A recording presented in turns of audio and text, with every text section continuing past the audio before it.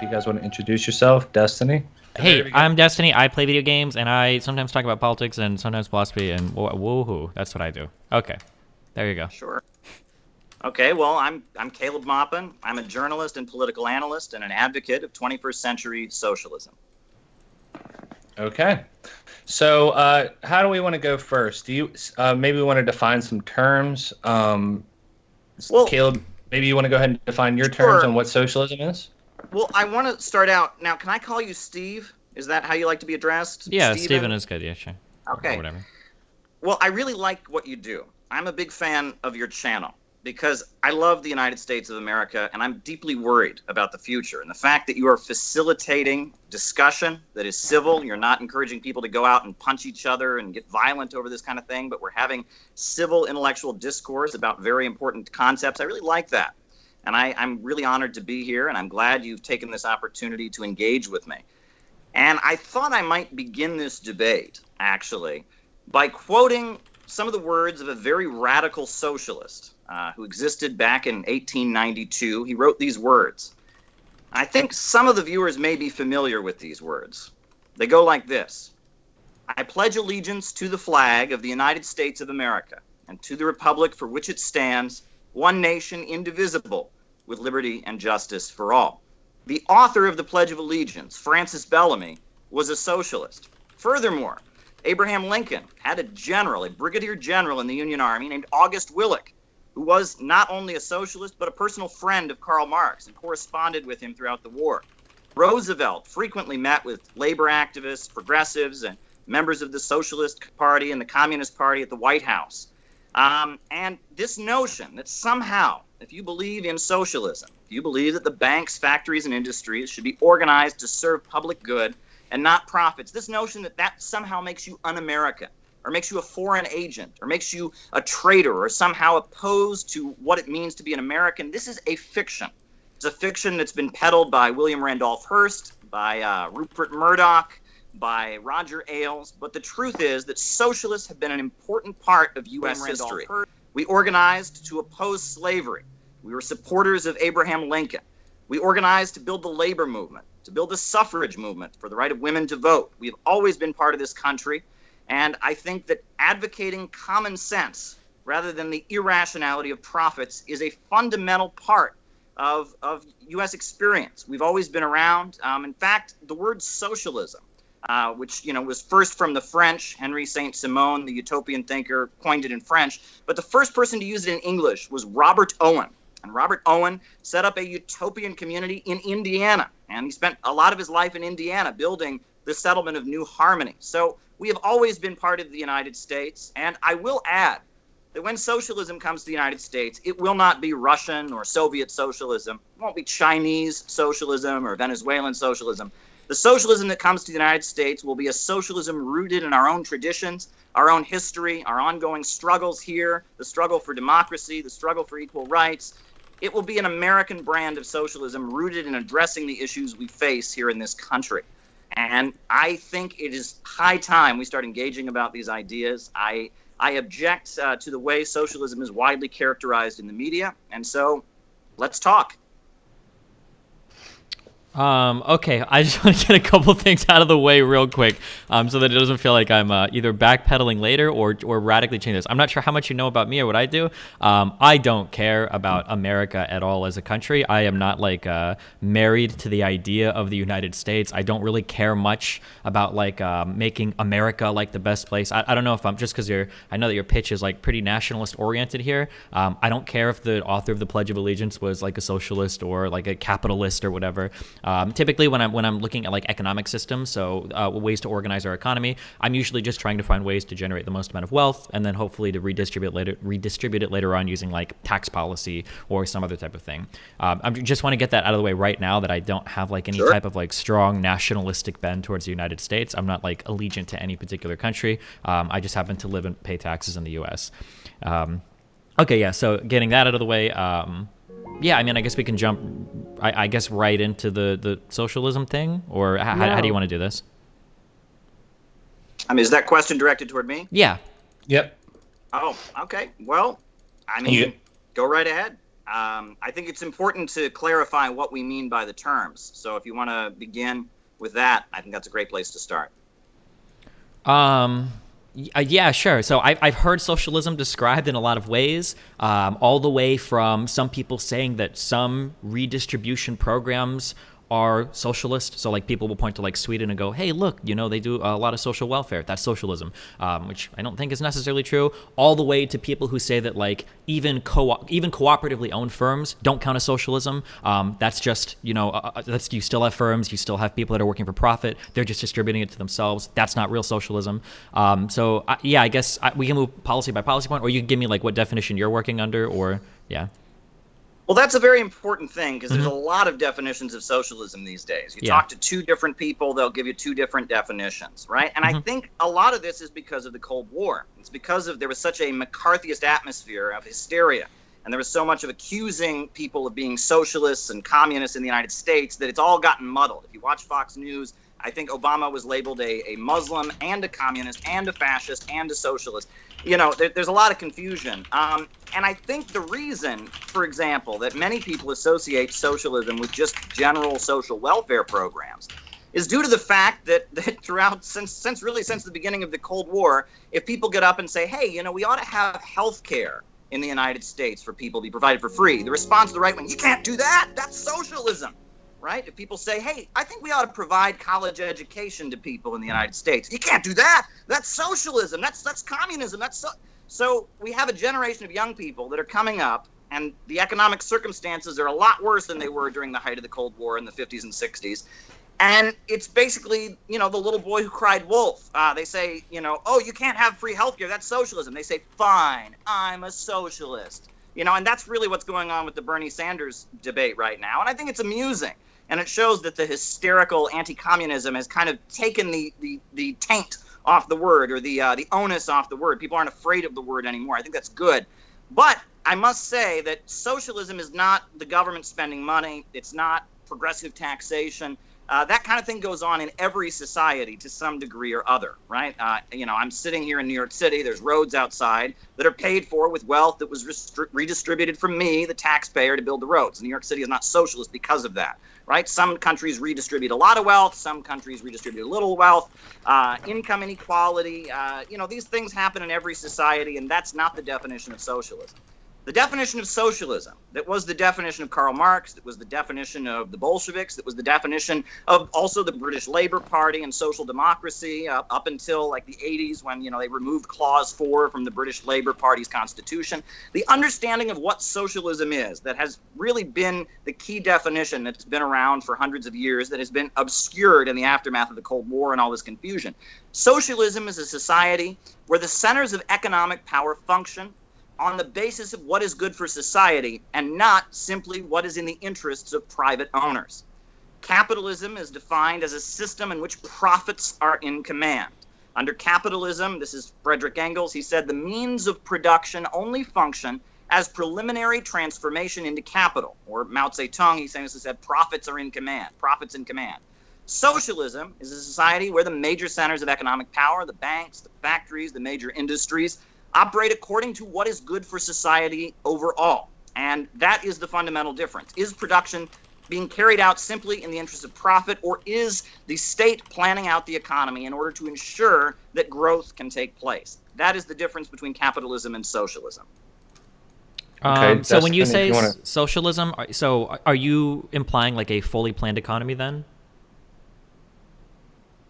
Now, well, you'd have to define what a fully planned economy means, right? Planning goes on even under capitalism. A capitalist will plan how he wants to do things in order to make his own profits. I think that term needs to be defined. Obviously, the Soviet model of doing things, where almost everything is run by the government, is not coming back, right? Yeah, that's kind of what I'm just trying to figure out. It's been different. We've seen it different in different places. The Bolivarian socialist model that we've seen developing in Latin America, the Baathist Arab socialism of the Middle East, socialism with Chinese characteristics in China, the socialist-oriented market economy of Vietnam. They all do things very, very differently. But at the end of the day, in all of those countries and situations, the economy functions based on what state central planners say, not on what is in the short-term interests of private owners. There are private companies, there are private corporations, but even the private companies there do what is in the interest of society. They're told what to do by the state.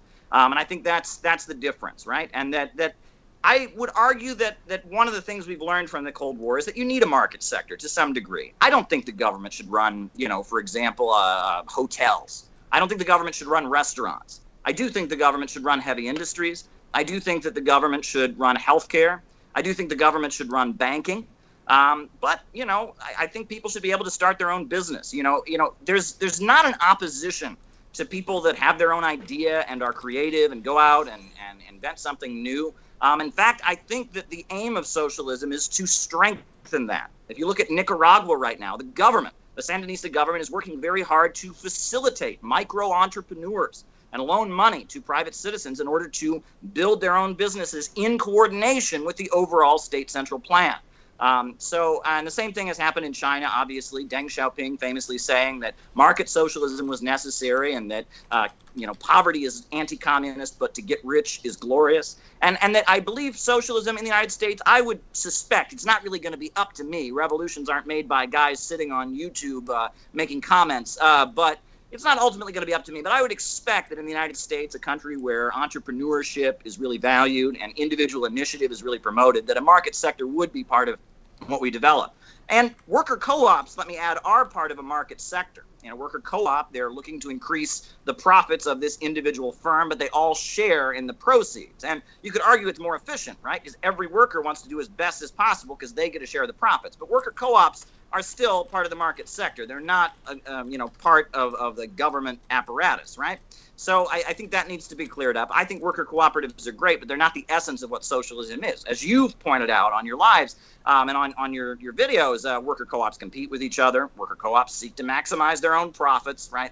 That's not the essence of what socialism is. It's a good thing, though. I think worker co-ops are good, but socialism is when the economy is not functioning according to the anarchy of production or the chaos of the market, when profits are not in command. That is what socialism is. Okay, so Caleb, you're not suggesting that markets be done away with completely, nor are you suggesting full central planning in your model of socialism. Okay, Destiny, you want to respond to that? Markets should be subordinated to the interests of society overall. What is it? Wait, so I'm curious. Hold on. I'm sorry, I'm trying to write this down. So I'm just trying to figure out how you decide what do you think should be centrally planned? What is the answer to that? So you have some industry. What is your thought process for this should be something where we the government figures out who can produce what, how much should be produced, and how it should be allocated? How do you figure that out? Well, I think you're kind of missing the point, and I understand why you're going here, because I've watched a lot of your streams, and you're debating often with people that are very utopian, and you want me to sit here. It's almost like the Seinfeld episode. Wait, I'm sorry. Wait, hold on. Wait, I'm sorry. Wait. Can I please? I mean, this is. Go ahead, Dustin. Wait, hold on. Wait. To me, whether I think this industry should be nationalized or not. Wait. That's not the essence. Socialism doesn't arise from human minds. It arises from contradictions in society. And at some point, we are going to need, the society overall to take control of the centers of economic power. Capitalism is out of control in the United States, and we will move towards socialism at some point. I'm very confident of that. But it won't be up to Caleb sitting here in front of his bookshelf in his Brooklyn apartment as to what it will look like. It'll be up to the American people and what they want. So go ahead, Destiny. Okay, I'm sorry. So just really basic question. I'm just curious, how will you decide, or how would you decide? I'm not saying that you're a totalitarian dictator and it's up to you, but I'm just saying, how do you decide which industries or which parts of your economy need to be planned by the government? That's all I'm curious about. That would have to be up to the political leaders that are elected. That would have to be up to the political parties that are formed. That would have to be up to the community assemblies that are built. Any transition towards socialism requires bringing millions of people into motion and bringing people into the political process. Okay, wait. If that's, then it would have to be a decision that involved a lot of people. It wouldn't be up to simply one leader declaring it from above. Okay. In that case, I think we're going to agree on everything that you say, because we're already in a socialist society. We've just decided not to centrally plan anything. That answer doesn't really tell me anything, right? We've already got leaders in charge that have decided not to centrally plan stuff. And if how we centrally plan stuff is determined based on what the leaders say should be centrally planned, then I guess we're already there, right? I would beg to differ with that. Okay, so then how would you... It's pretty clear that profits are in command of the U.S. economy. No question about that. I think if you look at the United States as it is at the current moment and a lot of the problems that are developing, there's no question that profits are in command. So I wouldn't argue that. I would argue that I think what you're getting to is that socialism in the United States could only come about if there was mass involvement by the people, and it couldn't be simply declared from above. And I think that's a very important point to make, and I don't disagree with you on that. And if the American people in their millions wanted socialism, we would start to move in that direction. So I think you're on point on some regard, but I don't think you're exactly getting the point either. Okay, so I'm not trying to say that you're doing a utopian thing, because clearly you're aware of that, but so I'm trying to figure out this is just a really basic question about how would you plan your markets, and you're telling me that you would plan them in the interests of society and how it's voted on, but these are nice answers to say for anything. I could argue a fascist society is going to be great, and you'd say, well, how? It's well, because we would vote on things that are in the interests of society. Well, what does that mean? There has to be some metric or whatever, rubric by which you evaluate whether or not your society is successfully organized in some socialist manner. How? What does that mean? Well, in the past, I have put forward 4 steps that I think would basically transition the United States towards socialism. I think if we were to carry out these 4 things, the United States would go from being a capitalist country to having a socialist economy. The first would be a mass infrastructure program in which millions of young people were hired and put to work rebuilding our bridges, rebuilding our crumbling infrastructure, rebuilding our educational system and universities, and developing the country and getting us to a situation where we don't have water that's not being properly purified. We don't have power plants that are crumbling, and just rebuilding the United States. Secondly, I would say that oil and natural gas and coal and timber and these natural resources would be declared to be public property and managed in a way that was in the interest of all of the country, controlled by the state, and not operated and owned by people with names like Carnegie and DuPont and Morgan and Rockefeller, who simply operate them in the interest of their short-term profits. And that would be pretty good for the country, because right now we're having an oil and natural gas boom. We are producing more oil and natural gas than ever before, but yet the very states that are producing it, places like Pennsylvania, places like Ohio, where I come from, are getting poorer while more and more wealth is being extracted from the country. I don't think that's right. Third, banking would need to be in the hands of the state, right? The lending of money should be done in the interest of what's good for the community overall, not what's going to make a return or a profit for some banker. And fourthly, I think that it would be necessary to implement the Economic Bill of Rights that Franklin Delano Roosevelt proposed in his final years as president, and start working to make sure that every American, every U.S. citizen had access to health care, had access to a job, was put to work doing something useful for society, and implement that Economic Bill of Rights, health care, education, employment, etc. And if we did those 4 things, it would be pretty clear that the economy would be functioning in the interests of society overall, and the state would be controlling the centers of economic power, the means of production. Okay. Do you want to walk through these one at a time, I guess, so we can kind of chat about them? If you want, sure. Yeah, let's do that. Yeah, sure. So for the first thing, a mass infrastructure program, rebuilding bridges or infrastructure, I don't disagree with this. I don't know how this gets us anywhere closer to socialism, though, right? Increasing city or state budgets for repairing roads and whatnot. All of these are typically contracted out to private companies anyway. Is there something else that you wanted to go along there, or is that just the standard rebuilding our infrastructure program? Well, I'm glad you agree. Let's move on to the next one. Okay. Number 2, for the oil and natural gas should be public property. Are you talking about, would you just expropriate these things and disband the companies, or how would you go about taking over these industries? Well, that's a good question. I know in some socialist societies they have compensated.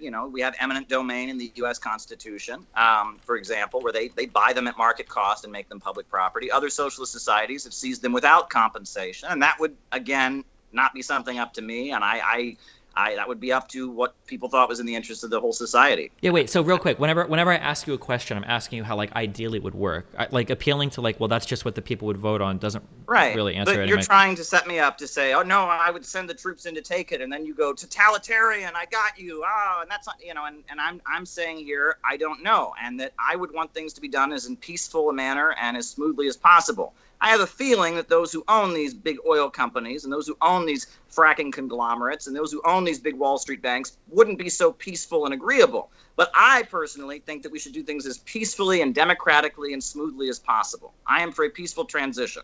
Okay, so I'm sorry if you feel like me asking you like incredibly simple questions about the 4 points you've given feels like setting you up. I'm not trying to set you up. If at any point you feel like a question is unfair, you can tell me. If you want to ask me the same question about capitalism or how I would envision a system working ideally, you can feel free to ask me the exact same question. Given that you've laid out these 4 points and you've had ample time to speak, and it feels like you've prepared a great deal for these types of talking points, I think it's fair to ask a couple of incredibly basic questions, like how would you steal property from the people that own it in a reasonable manner? And I don't think it's fair for you to say, oh, well, it's just how the people would vote on it, because that doesn't really answer my question at all. And it kind of seems like you're a little bit unwilling to engage with like a pretty easy question related to like a talking point that says we need to take all of the capital from these massively like privately owned companies that exist on our markets, that hire private employees, that represent like a great deal of like the American economy. Well, I'll repeat what I said before and say that I would favor it being done in the most smooth and peaceful manner possible, perhaps with compensation. I would prefer it be done legally. I would prefer it be done perhaps using eminent domain under the U.S. Constitution. That's what I would favor. I would favor it being done in a smooth, peaceful manner. I don't know that every other socialist necessarily feels that way, but that's how I feel. Okay. Like eminent domain is one way through which you could acquire businesses. I would push a little bit harder here, and I would ask, what would you do if the people would refuse to sell? But it might sound like I'm setting you up for a totalitarian answer, which makes me feel like you're like implicitly acknowledging that at some point you wouldn't care if you had to kill capitalists to take their stuff. But I mean, we don't have to deal with that, I guess. In terms of like actually like planning out like how these industries would function. So right now, like firms respond to market demands, right? They allocate more resources where they feel like there's more profit to be made. Just kind of a basic question, I guess. How would you decide like how to run these companies? Like when do you stop producing oil to export to other countries? Like, are you trying to make as much money as possible? Do you balance out like environmental concerns with people concerns? Like how do you plan this out economically, since you're not using a market-based system to do it if you expropriate these industries? Well, obviously, we would have to be hiring the smartest economists and the smartest brains in the United States, the best engineers, the best technicians, to oversee something that's probably the most fundamentally important thing in the country, ensuring the economic prosperity of the people. Now, that leads me to when you said that I was a nationalist, and I want to be clear, I am not a nationalist. Wait. Oh, to be clear, I didn't say. Yeah, wait. To be clear, No. I didn't say you were a nationalist. I just said it sounded like earlier you were trying to appeal to me being a nationalist. I'm absolutely not married to the idea of America or capitalism. I don't like intrinsically care about either of these things. Just making sure that I be that clear. Okay. Okay. Yeah, but I would think that you would have to assemble the smartest minds and the most well-educated folks, and you'd have elected leaders who would pick out the smartest people, and they would do their best to make sure that the economy continued to function and grow, and they would oversee the rational planning of the oil industry, of banking, and such. How do you balance out things? So like in the United States right now, for instance, we have a lot of conflict between labor unions and like environmental, I guess, like environmental regulations. In this like quasi technocracy or whatever, where you're like voting in people that choose like the most I guess educated engineers or whatever to plan this out, like what values do you expect these people to be like maximizing for? So for instance, like just a few days ago in LA, I think we have like a massive solar farm that's been approved, but one of the leading like the oil labor people that work here are dramatically against it, because when they bring these solar farms online, they're going to be cutting power to a lot of the oil factories here, and obviously all of the labor there is like highly opposed to that. How do you resolve like these types of conflicts in your system? Well, I want to address that issue, because global warming is a huge problem, and we need to tackle it. But my disagreement with the environmental movement, and I think this is where the conflict between labor and the environmental movement, originates, is that a lot of folks in the environmental movement seem to argue that the answer to global warming is an end to historical progress, that we just have too much stuff, we all need to use less, conserve. I would disagree. I say that the answer to the problem of global warming is technological and scientific progress. We need to get off of fossil fuels. We need to develop fusion energy. We need to talk about, hey, I think it's actually something we could realistically think about is getting resources from the moon or getting them from elsewhere in the solar system with our space program. Obviously, that would require huge technological leaps. We're not there yet, but we should be there. Marxism is an ideology that is fundamentally about historical progress. And I think most environmentalists, unfortunately, the prevailing attitude among the environmental movement is that there is something wrong with historical progress, that it's the Tower of Babel, that we've gone too far. And so that would be my thoughts on that particular disagreement. But how would it be handled? Well, it's something that would have to be resolved, and that you would have to pay attention to what people in the labor movement said. You'd have to be paying attention to what the environmental movement and the leading scientific voices would say. There would have to be democratic procedures so the will of the population overall was seen. I can see why these kind of disagreements would take place, and they do take place. And if you look at socialist societies around the world, obviously many of them are not as free and open as we are here in the United States, and that's something that I have criticism of, and I'm not advocating anything totalitarian and dictatorial here. But it's a conflict that they have. There were big disagreements in the Soviet Union. There were big disagreements. There are big disagreements today in China. These disagreements happen, and handling them is something that every government does. I mean, we have disagreements here under capitalism, and our governments are handling them. Well, yeah, but the way that we handle, but the difference is that, so in my system, so I'll try to answer the own question: how do we resolve conflicts between labor or engineers or scientists? Is we basically have a market system that allocates resources in the places where we expect to make the most money, right? So, for instance, if you would ask me, well, Stephen, how do you know whether or not you should frack in your society? My answer would be, well, we look at global oil prices, we see the cost of what it takes to remove these or extract these resources from the ground, and then when the costs fall below the profits that would be made up to a reasonable level for these things, then we would start to do it, right? That would be my answer for most things, because that's how capital is flows throughout a society, to the places that generate the most profit.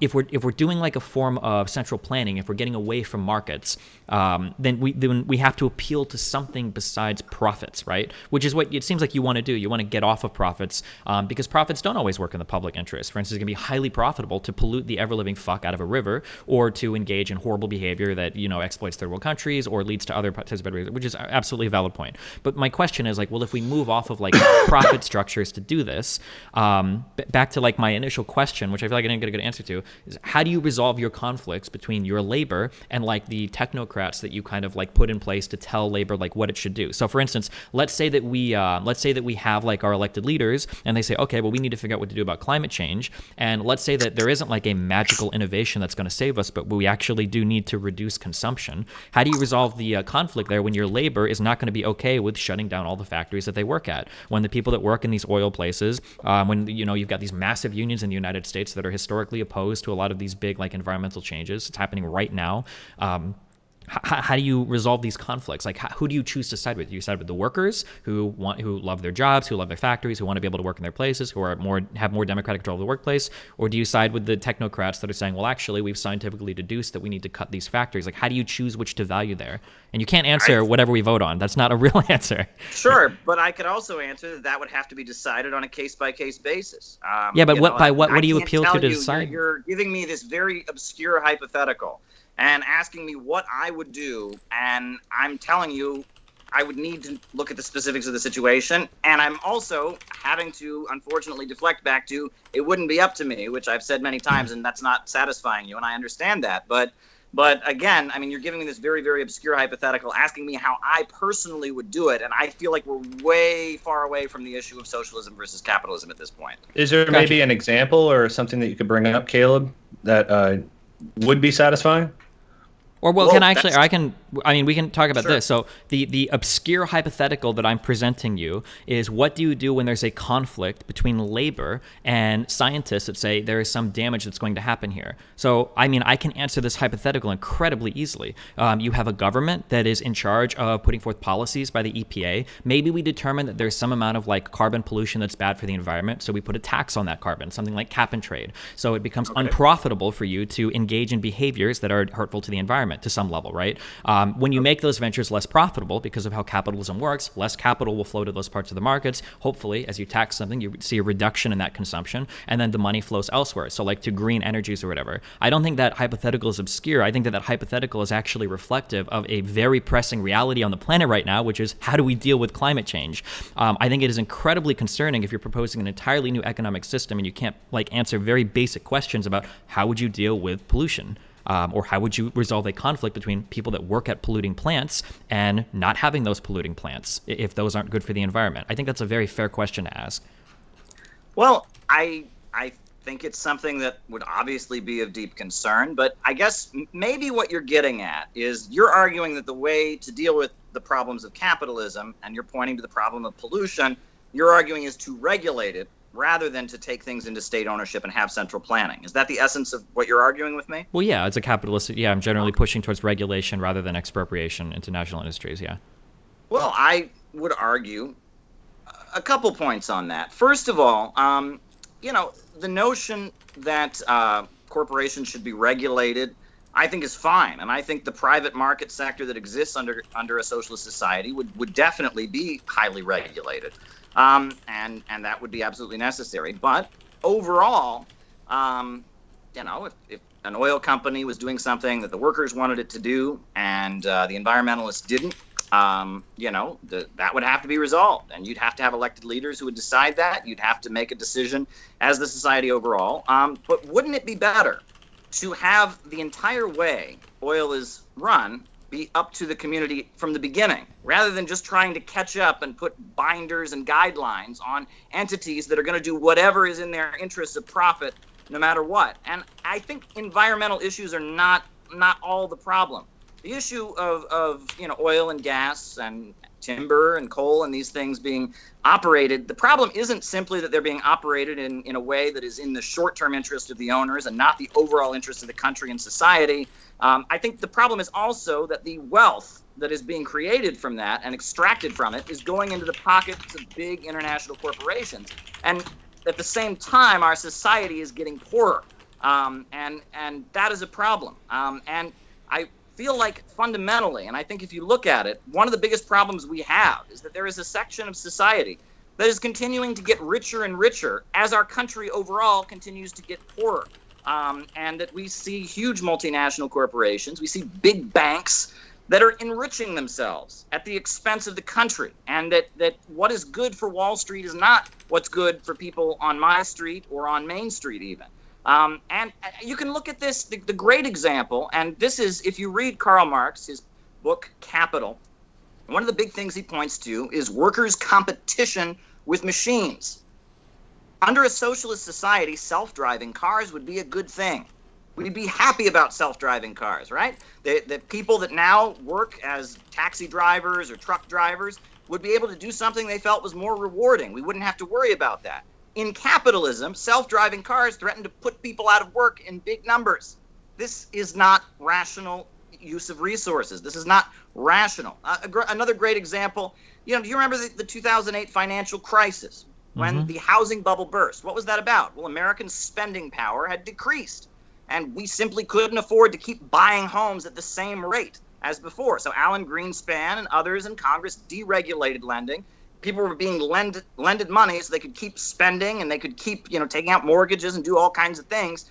And pretty soon the economy crashed, not because there was too little housing, but because there was too much housing. And in fact, people even became homeless because there was too much housing. This is not rational, right? In previous systems, under feudalism in the past, people starved because there wasn't enough food. People were homeless because there wasn't enough housing. But only under capitalism have we seen a situation where people are hungry because there is too much food, where people are homeless because there is too much housing, where abundance leads to poverty. And that is what Marx wrote about in his book Capital, and it's public control and planning of the economy that prevents such a thing from occurring. It gets rid of this illogical boom-bust cycle, this poverty amid plenty, and replaces it with an economy that functions according to a predetermined plan, in the interest of society overall, with society controlling the means of production. Okay, so there's a lot of stuff And That's okay. Yeah, Destiny, if you want to go ahead and take the floor for a while to unpack well, no. that. Well, the thing is that like I don't want to just talk about capitalism for 30 minutes. Like I'm very curious. Like so, my original question was how do you resolve these conflicts? And I just got a whole bunch of stuff that wasn't really related to this at all. So, for instance, wealth going into the pockets of big international corporations. Wealth disparity in our society is absolutely a real problem, and it is disgusting that we have like empty houses while we have homeless people, or an abundance of food while some children are going hungry at night. This has nothing to do with our economic system, though. These problems have happened historically under socialism. Everyone in here knows that. These problems are happening right now under capitalism, of course. But like to go back to like the point like 20 minutes ago about like how do you resolve these conflicts between labor and your scientists, like you appeal to this question of like, well, shouldn't the community decide these things? No, I don't think so. I would be like very nervous letting, so for instance, like let's look at our, like the Federal Reserve, right? I would be incredibly nervous if we were to take a public vote on interest rates. I don't think that like monetary policy is something that I would want, like my friend down the street that works at like a factory or that like sews for a living or something, voting on like our monetary policy. I also don't know if I would want like the average Joe Schmo voting on what I want like our future like climate policy to look like at some given firm. I feel like you need experts in charge that kind of decide this stuff. It's not just like publicly voted on, that appeal that we keep making to everything. I mean, Brexit, that was a vote that society did. I don't think that's going to turn out good for the United Kingdom or for the average worker in that place. I mean, like a lot of the other problems that you pointed to, I agree are huge problems. I just don't think that the magical wand of central planning, I don't think this has ever worked before. The idea that we can just centrally plan massive swaths of the economy. The Soviet Union tried it and massive famines happened. Other economies have tried it, like in Vietnam, and you've had entire shadow sectors, or in Cuba right now, that pick up in order to fill in all the gaps that the central planning leaves. These people that get paid under the table, that have these secret shadow economies going on underground to deal with all the stuff that the centrally planned economy can't deal with. I mean, like if that's the direction you want to push, I guess we kind of have to agree to disagree there. But I feel like historically, I don't feel like you have like good evidence to say like, oh, well, centrally planning like massive portions of an economy, can be a really positive thing. Like expropriating some industries and doing that seems to work well. So, for instance, Venezuela's gas was ran nationally for quite a while, and it seemed to do like really well. But when they started to expropriate more communities, when they tried to hardcore set prices on things, it seemed like that started to turn into a big problem. A lot of the firms left the country. They were unable to actually supply its citizens with the things they needed. And I don't know. I don't like this appeal to central planning. I just don't think it works or ever has worked. And maybe if you wanted to try to float this idea that like, like using like AI or some complicated machine learning algorithm, we could do central planning, that would be really interesting. I never thought about that before, but maybe that could be more, but like more probable. But having people voting on like how to allocate our resources, that just sounds like a recipe for disaster to me. Would you like me to respond, or do you have more? Yeah, go for it. Yeah. Okay, well, on a couple of points, I mean, I don't disagree with you. I don't think average Joe would want to vote on interest rates. I don't think the average Joe knows enough about interest rates, and he wouldn't even want to be given that. He would want to elect somebody who would appoint somebody to do that. I think that's the reality. And I don't think I'm advocating at this point any kind of direct democracy where everyone votes on every law. I don't think that's feasible at this time. Perhaps at some point in the future when technology has expanded to the point that, people, don't have to work that much or something, maybe something like that would be more feasible. But at this time, obviously, it wouldn't be. But when you say that socialism has never worked anywhere, and statements like that get very widely made on American television. Wait, real quick, because you're about to, I don't care. I know you have a prepared answer to that. I'm not using the meme, socialism has never worked anywhere it's tried. What I'm saying is I don't think central planning has worked. My critique is much more specific here. Okay. And I would be, like, if you have, like, I'm curious, because I would have to go read more on them, because every time I've tried to read on places, so the only places I'm familiar with are, like, Vietnam, or a lot of the older Soviet Union, or some places in, like, Cuba. Like, my understanding is that when we try to socially plan a lot of stuff, you just can't do it. There's so much for a government to keep track of. It's bureaucratic, it's slow, you can't respond to changing market conditions. So I'm saying central planning specifically doesn't seem to be a solution to an economy. That's what I'm saying specifically, not like the socialism has never worked meme. Okay. I'm glad you're being more specific than that. But I would encourage you to read Maurice Dobbs' book, Soviet Economy Since 1917. Maurice Dobbs was a lecturer at the University of Cambridge in Britain, and I have, quotations from the book right in front of me. In 1928, they launched the 5-year plans in the Soviet Union.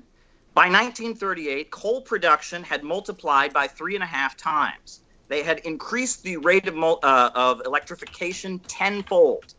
There were 20 new tramway systems. The number of hospital beds in rural areas had doubled.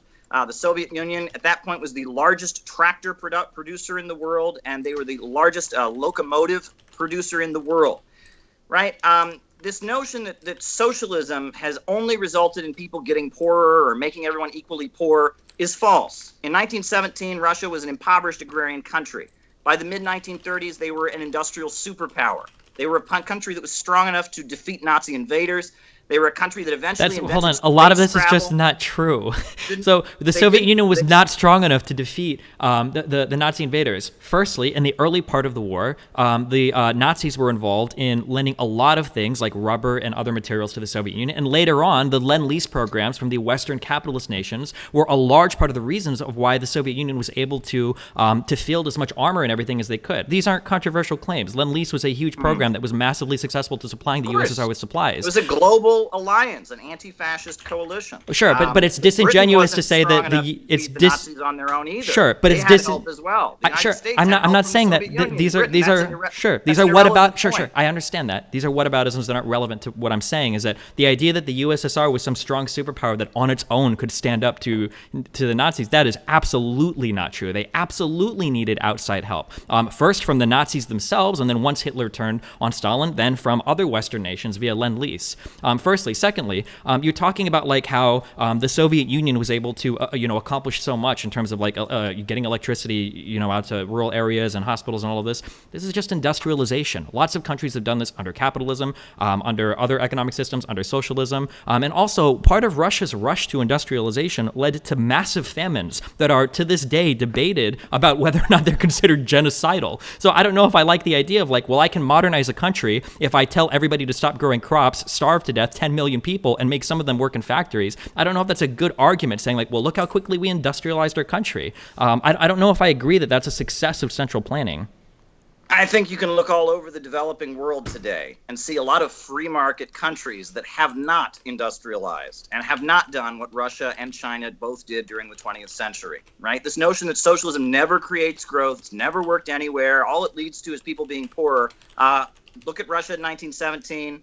Look at Russia by the mid-1930s. Okay, hold on. We're backing up to a talking point. I don't. Look at China in 1949. Look at China today, the second largest economy in the world. That's a big fat lie. And I am sick of hearing it because it contradicts reality. Okay. Socialism has raised countries up out of poverty. Meanwhile, no. Stop. These are. This is like literal. These are like. People are still illiterate. Where people don't have a basic electricity. Right? I feel like I'm running down. Wait. I'm running down like a dialogue tree right now. I'm talking about central planning. I'm not. I understand that you've probably heard a million times socialism makes people poor or whatever. I would never make that claim. That's false. Well, no, but I would say that like the industrialization of the world. So much the same way when people say like, oh, capitalism is what's causing global warming. I don't think that's true. I think it's industrialization is what's causing global warming. Right? We consume a lot of stuff. We produce a lot of emissions as a result of that. Like it's industrialization. When you talk to me about how like, well, the living standards from the 1900s to the 2000s has increased. I'm not going to sit here and say, well, capitalism did that. And I'm also not going to say in socialist countries, socialism did that. Technological innovations, medical innovations, agricultural innovations, like these are the things that have driven a lot of this. So I'm not giving you the meme that socialism hasn't helped any country. I'm sure that we can find, whether we want to bring up Catalonia or other types of like smaller socialist societies that have existed to thrive for small periods of time. I'm sure we can find examples of that. What I'm saying is that central planning as a means of controlling an entire economy doesn't seem to be a realistic policy. If you want to talk more specifically about the USSR, we can, but I feel like that is not a good example for you to go to show off the successes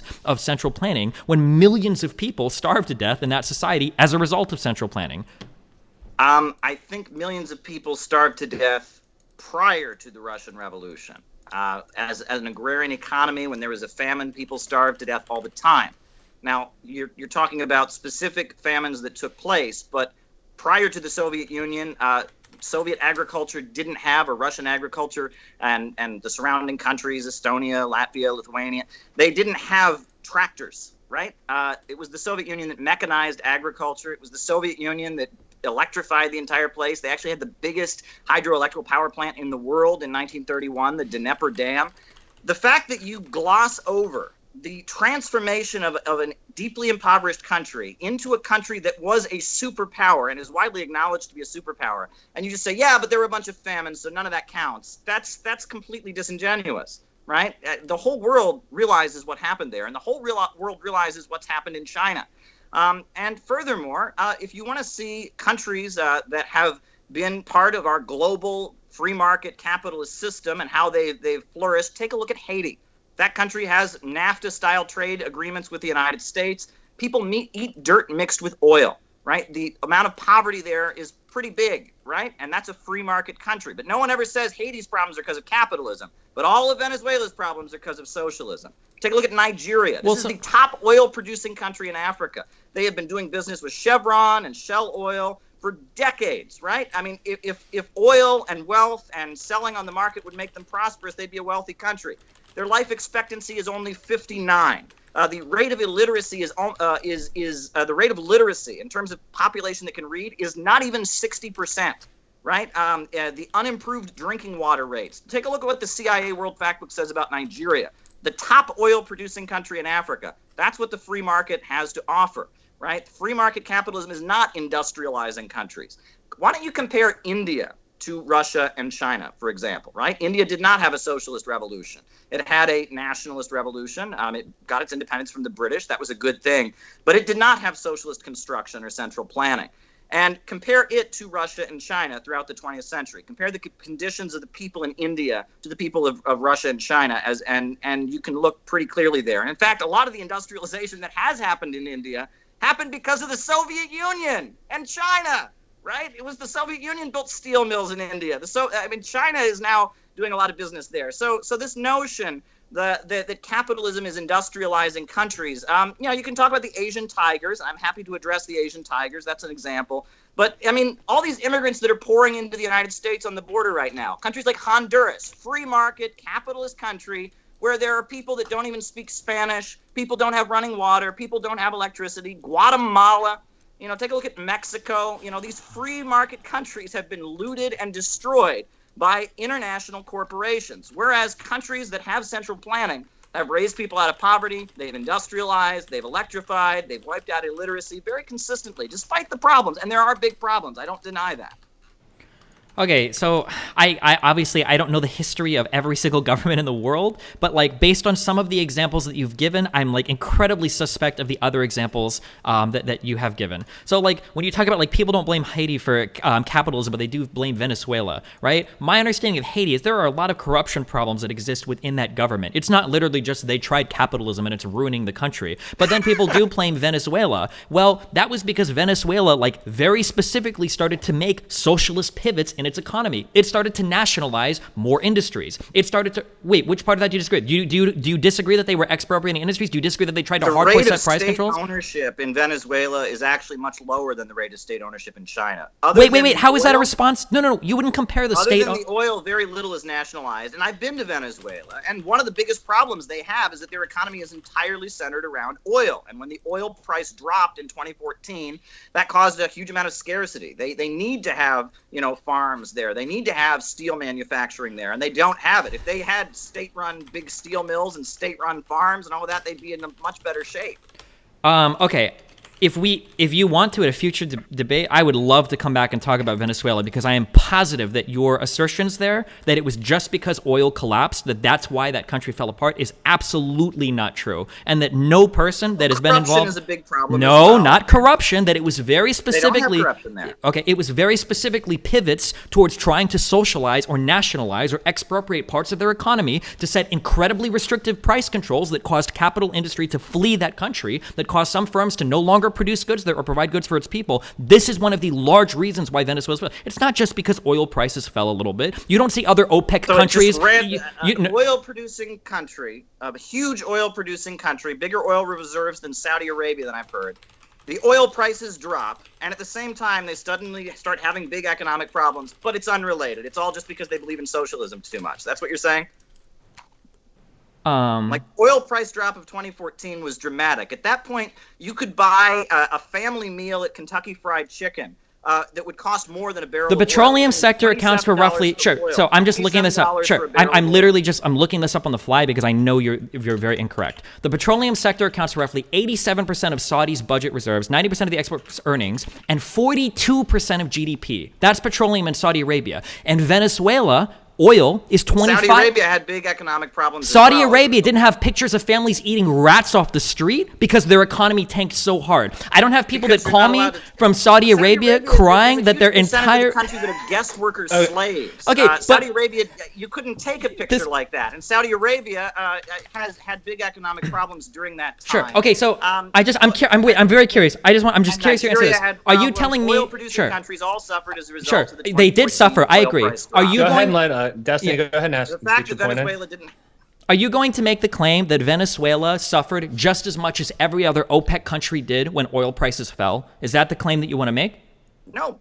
So why did it suffer more? Venezuela also suffers from sanctions from the United States. Venezuela also has big problems with corruption, and they also have the problem that they don't have. You said that the problem was they already had steel manufacturing. They already had big farms. No, the problem is they don't have it. It's a one commodity. Why is that relevant? Why does that matter? You don't need to produce every good that your society consumes. If your entire economy is centered around oil, right? And you are importing all of your food and products, and then you get sanctions imposed on you.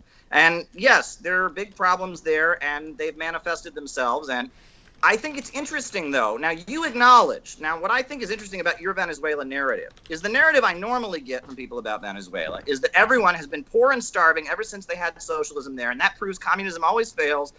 That's not the narrative that you have. You've admitted that there were economic successes there until a certain point. Now, why does the media lie? Why can't they admit what you just said?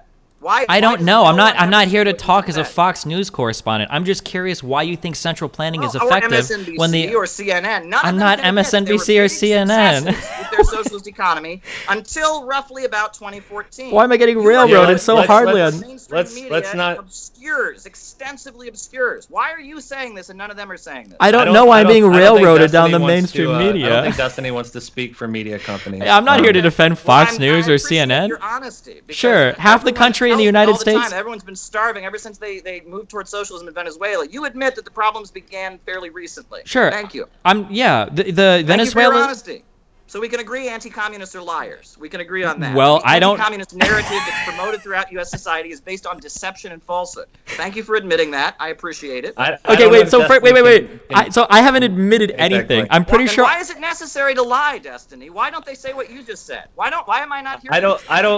Why don't they say? Because most of the people in the United States. I can speak to that because most of the people that were alive in the United States probably either have parents or grandparents that were involved in some crazy dumbass U.S. war against communism and the idea that like all commies are trying to destroy the world and blah blah blah blah blah, and like that is a lie, and it's stupid. It's incredibly stupid. The way that Americans view, if you ask the average American what is socialism, the answer they would probably give you is stealing money from the rich and giving it to the poor. Okay, I'm not here to defend the average American sentiments for socialism or communism. That's absurd. However, your counterpoints are just as propaganda laden to try to say that industrialization in the Soviet Union was successful, even though these were done on the backs of massive famines that were a great showcase of the failures in central planning as a support for central planning is just famines never happen under capitalism. People never starve under. I mean, this is obscure. And then you take a couple isolated famines and make them the characterization of an entire country industrializing and becoming a superpower. This is ridiculous. That would be like me saying that the mass deaths in the U.S. Civil War prove that American capitalism doesn't work. That would be like me saying the Great Depression proves that capitalism doesn't work. I mean, that's ridiculous. You could point to the Great Depression. No, becomes a global superpower. That's totally fine. Global superpower invents space travel, electrifies the entire place, is building some of the biggest hydroelectric power plants in the world. People that lived in huts are suddenly living in modern apartment buildings with electricity, but none of that counts because there was a famine along the way. That is absurd. I'm not saying economic miracles took place. The whole world was trying to be like the Soviet Union at that point. The only miracle is that there are still Ukrainians and Kazakhs alive today to talk about how horrible central planning under the Soviet Union was. I mean, like, that's a miracle that like some people actually survived some of those famines where they were being executed if they tried to leave their starving districts after the Soviets stole food from them. I don't. I don't want Every former socialist country of Eastern Europe polls overwhelmingly show people saying life was better. Yeah, when they when you ask, and Soviet nostalgia is at an all-time high. Yeah, and so is nostalgia for the so is nostalgia. Wait, so is nostalgia for the old. Go ahead. I'm going to give Destiny the floor for a minute. Well, so is nostalgia under the old American system. People nostalgia. People. But they lived under it. They know how horrible it is. And you can find a lot of and people in the United States lived before like civil rights. Destiny, go ahead. I don't see any Nazi nostalgia in Germany. I'll tell you that much. Really? You don't think around the world today? You don't think that there are groups like the AfD in Germany that's like doubled its popular support post-Syrian refugee crisis? You don't think nationalistic sentiments are on the rise in any parts of the world? How great the Nazi system was. I really don't. So, the fact that Soviet nostalgia is so high, not just in Russia, but in, all kinds of places, even like places like Romania that had big difficulties. People are nostalgic for the system of socialism that is people can be nostalgic for older systems for a couple of reasons. One, if it's a hell on earth, they lived under. Well, it's not hell on earth for a lot of people. Thankfully, a lot of the people that had hell on earth fucking died, so they're not here to talk about how horrible the systems were because they died with like the parts of their children in their stomach after they ate them because they starved to death. So we don't have a lot of those people talking anymore about it, which is fine. That never happens under capitalism, right? I mean, why do you? Okay, when I lay a criticism, this is like it's so. Famines in Ireland caused by British capitalism. I mean, but so like this is the difference. Okay, this is. Wait, can I? Annual deaths of starvation in Russia all the time before the revolution. There were annual deaths of starvation. You're arguing my point. You're right. You're arguing my point. There were a lot of famines and deaths before the USSR, and it seems like central planning didn't fix them. It still happened. Okay. Wait, Destiny, why? Caleb, Destiny, why is he arguing your point for you? Because saying that, there were massive famines in the Soviet Union, which a lot of them weren't as bad as the ones that happened in Ukraine and Kazakhstan, saying that there were famines before central planning, and then saying they were there after central planning, that's my argument. Yeah, central planning didn't help. So I don't know how you can appeal to private famine. Firstly, planning that mechanized agriculture. No, that's called... Out of those situations. It was the Soviet Union... The Soviet Union did not invent tractors. Planning that made China, instead of being a sick man of Asia that has mass impoverishment and mass famines all the time, into being the second largest economy in the world. You're blaming the system that cures famines and cures these problems, even though it takes a while to do it, perhaps. They are the ones that actually are responsible for the industrialization. You're blaming them for something that happened under your system all the time. I'm not... When the British controlled China, there were famines all the time. Communists in power in China, they have become the second largest economy on earth. They have wiped out poverty. The IMF and the World Bank is praising everything that they have done, but you blame them for what? I mean, this is ridiculous. This is a ridiculous double standard.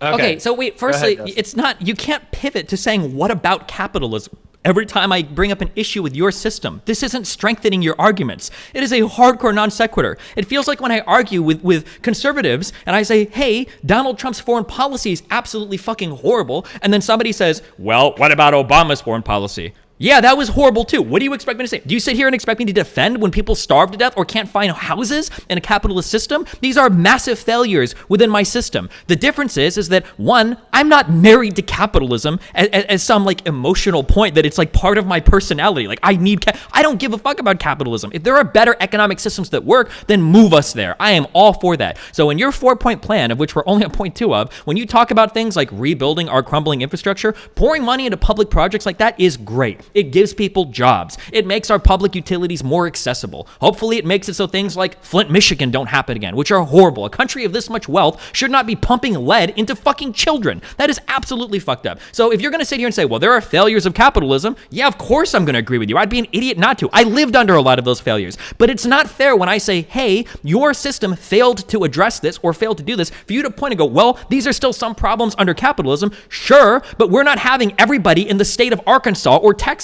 die because of some famine and then killing people when they try to escape the country. Somebody finds out about it, right? One, there's a difference in scale, and two, I'm not claiming that capitalism on its own in the purest, most libertarian pipe dream system will fix all of these problems. Capitalism needs to be heavily regulated. The profit interest doesn't always work in the public favor. But I don't think you can just say, well, because there are problems with capitalism, let's try central planning, when central planning has not effectively worked for any economy ever. You even brought up India earlier as an example that failed for a long time under central planning planning, it only started to boom and develop when economic liberalization started to take place there. So it's not fair for you to say like, oh, well, central planning can work because there are problems in capitalism. That's not an argument. Well, that's not my argument. My argument is economic miracles happen because of central planning, and you don't credit them because there were hardships also. That's my argument.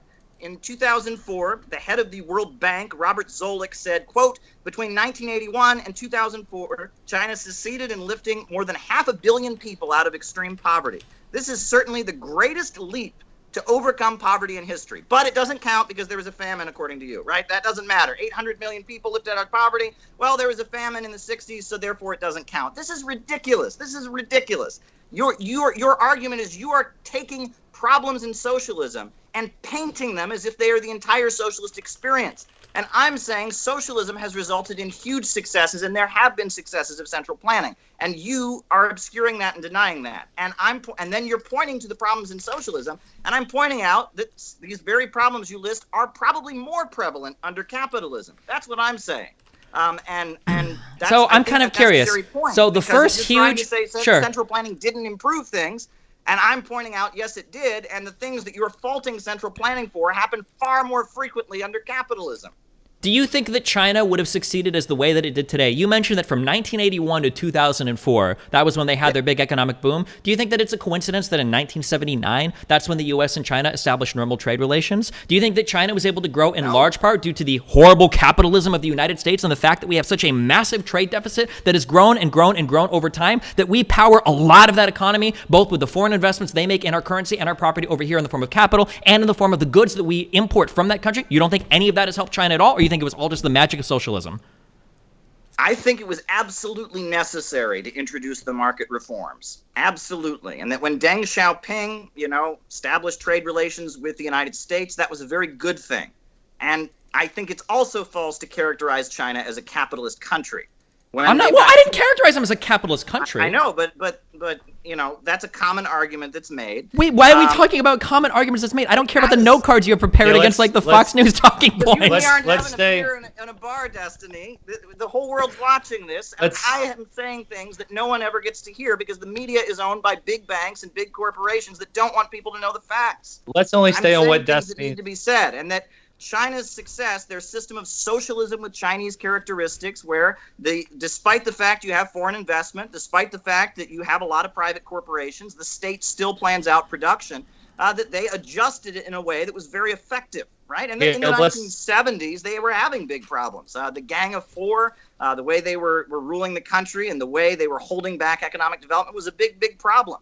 And the Soviet Union was unable to adjust. That's why, despite the fact that they had huge amounts of tremendous economic growth and really achieved real big miracles, in the 80s, they needed to adjust. And rather than adjusting, the result of perestroika and glasnost was a collapse. They were they were not able to bend, so they broke. But the notion that capitalism is somehow responsible for China's growth, well, you could argue that. They've traded with capitalist countries, but they've pulled themselves up by their bootstraps. I think China's achievements are an inspiration to the entire world.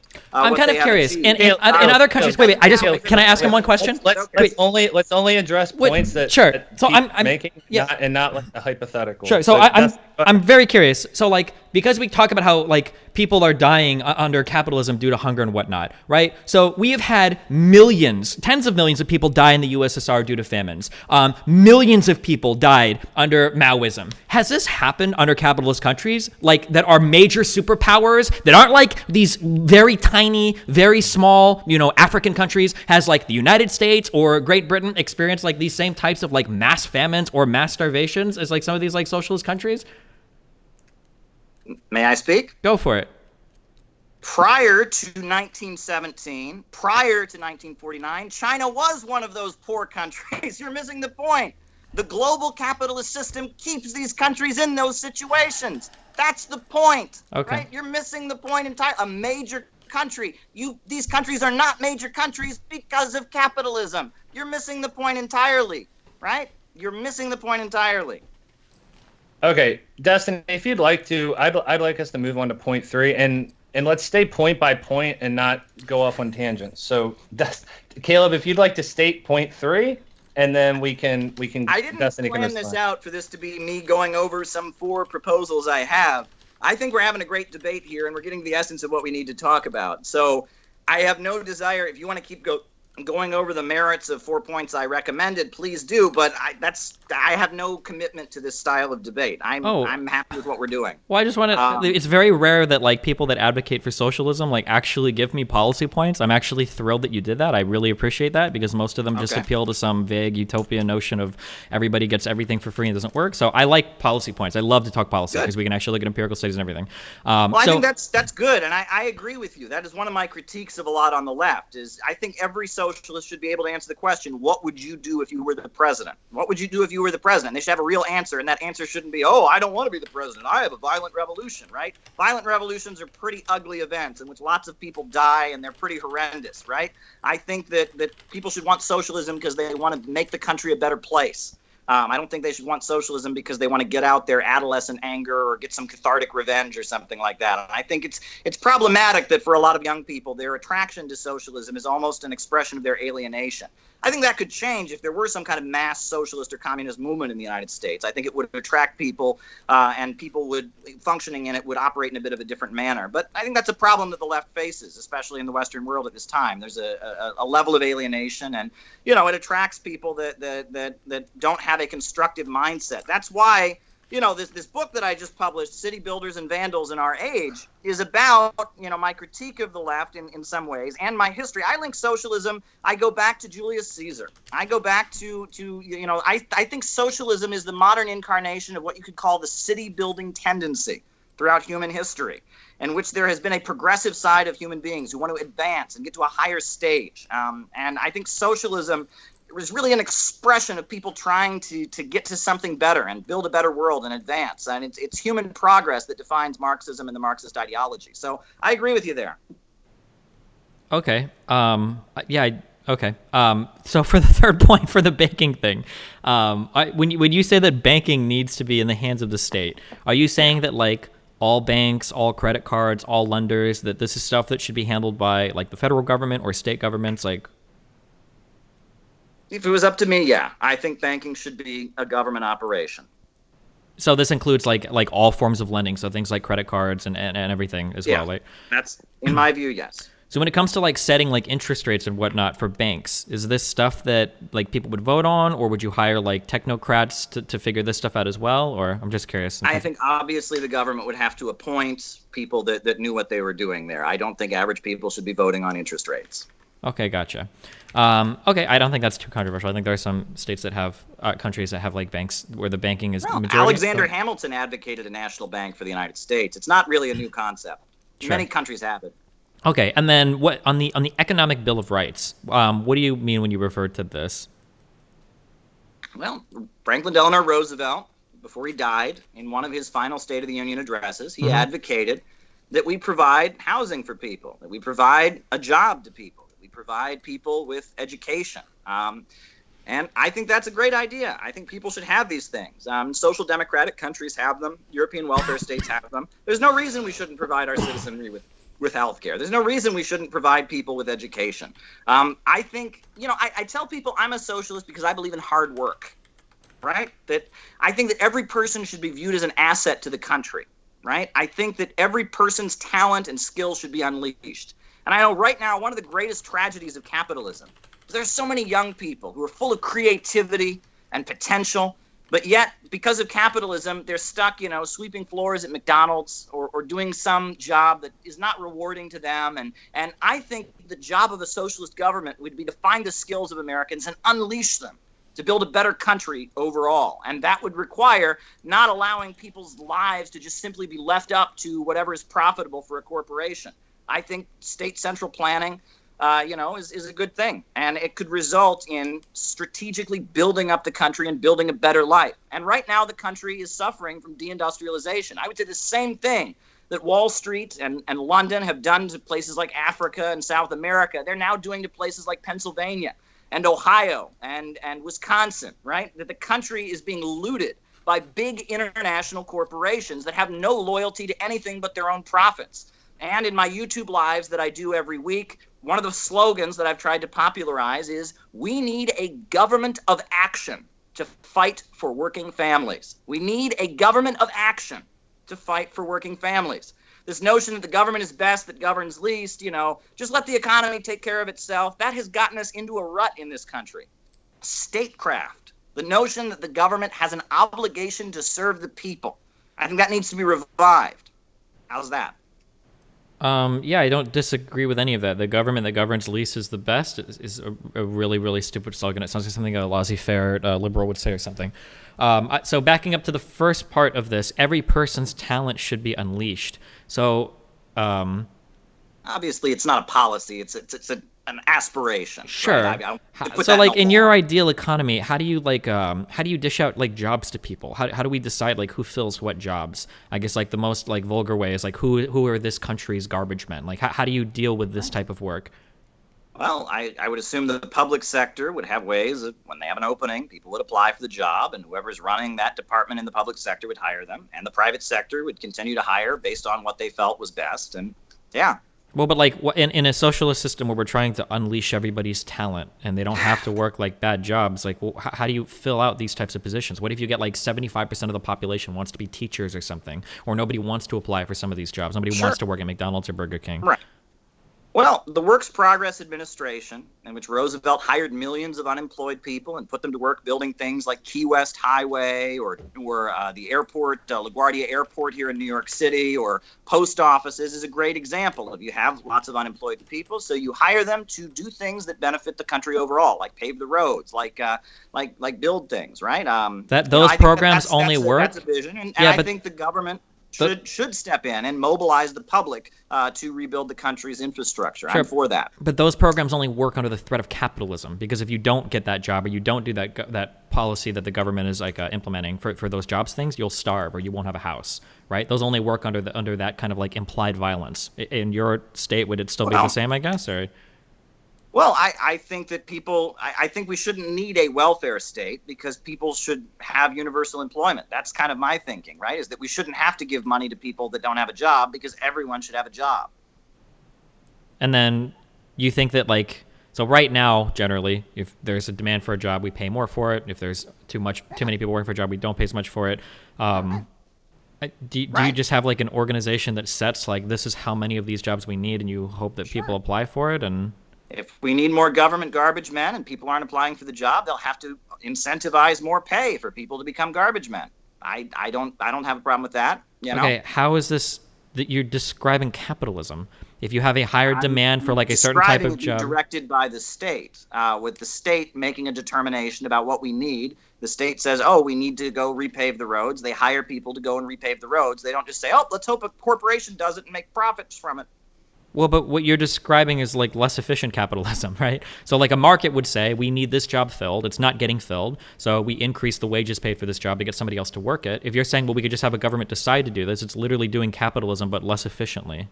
Well, actually, no, the market's not saying that. Right now in the USA, we have a free market economy, and our roads are crumbling, and our water's not being properly purified, and our electrical power plants are in shambles, and capitalists continue to make more and more profits. We don't, I think that's the opposite. We need a public transportation system in this country that's efficient. We ought to have high-speed trains connecting this country, but the free market doesn't want to do that. Well, I think a central planner needs to step in and say, yes, we do need that. It would be good for the country overall. May not be in the interests of Rockefeller and Carnegie and DuPont, but it's in the interest of the population overall. Why don't we have high-speed trains here? China is at this because point infrastructure isn't something. In the entire world, right? China's state-controlled corporations are building the fastest trains in the entire world. I mean, unbelievable. But socialism can't invent anything. Socialism never does anything, right? That's not what you're saying. I know. Sure, that answer had nothing to do with my question. Obviously, there are infrastructure problems. There isn't a lot of profit to be made in these types of sectors, so the government would have to plan for these things, right? Much the same way that. Exactly. Yeah, that's my point. We need the government to step in and do what the market will not do. Sure, which is like dealing with industries where there aren't strong profit incentives, or where the incentives might lead to strange moral hazards or other types of tomfoolery that aren't good. So for instance, like in healthcare, it's probably not good to leave this up to the free markets because it seems like there's a lot of bad incentives here that ruin that system. But that's a far cry from planning everything, like all the jobs in society. Yeah, and we can't plan everything. I agree with you. Again, I don't think hotels should be run by the government. Tech companies should be private. People want to invent a new app or something. Why should the government be in on that? You need people that are creative and want to make some money to do that kind of thing. No disagreement there. And I think that, the reason that everything was ultimately nationalized in the Soviet Union was because it was such an impoverished country. And then after the Russian Revolution, 15 countries invaded and wrecked the place. And, so the government stepped in and mobilized the population to build it all. Wait, but they needed to transition toward a market system, in my view. I'm so confused about what you're actually arguing for, because it feels like at some points we're jumping to very strong arguments in support of central planning, and then at other points we're literally arguing neoliberalism. We're like, oh yeah, like tech companies and all of these things, private incentives are very good there. We should have capital investment. That's good, but we just need to deal with. The state should control the lending of money. The state should control the major industries like steel manufacturing, like oil, oil's a natural resource, but it should. Wait, so let's say the auto companies, we've bailed them out how many times, right? The three major auto companies. Why aren't they under public ownership? Because they paid back the loan. Because they paid back the loans they were given. Wait, because they paid back those loans. They weren't just given a free handout. That was money that they paid back with interest to the federal government, and it protected a lot of American jobs when they did it. Major industries should be under public ownership, I think. Wait, does that include like tech industries like Facebook, or public ownership? What? Does that include like tech companies and like Facebook, or major companies like hotel owners? Interesting. That's an interesting question. I haven't thought about that. But, if you think about it, though, Facebook is kind of a monopoly. And there's some people that argue that Facebook should be considered a utility rather than considered to be a private company, because it is a virtual monopoly. And let's remember, Silicon Valley was created basically because, the U.S. government made a strategic decision. I mean, loaning from the CIA, from the NSA. The tech revolution was a result of government intervention largely because we saw it as a strategic way to defeat the Soviet Union. There's a far cry from the very basic inventions or innovations or discoveries that the public sector makes versus the private sector taking those things and doing the necessary work to bring it to market, right? We don't have IMAX. We don't have social media. I wouldn't have a problem with that. I think a strong argument could be made in favor of that. I'm trying to figure out, because I'm I don't know, because in some ways you literally sound like a sock dem. You sound like a social democrat, or maybe even a neoliberal. And then in other ways you sound like a full-on social democrats tend to believe the economy should function according to profits, but we should give people stuff at the same time. We should have social welfare programs. I'm saying we need central planning with a market sector. Okay. I have a question. From chat, because I'm a bit confused on that too, because it does sound like you're arguing for social democracy. But so there's a question from chat. It said, so in these industries that you say could be private, say a hotel, would you give the ownership to the workers in that situation, or would you allow a private capitalist to own the hotel himself?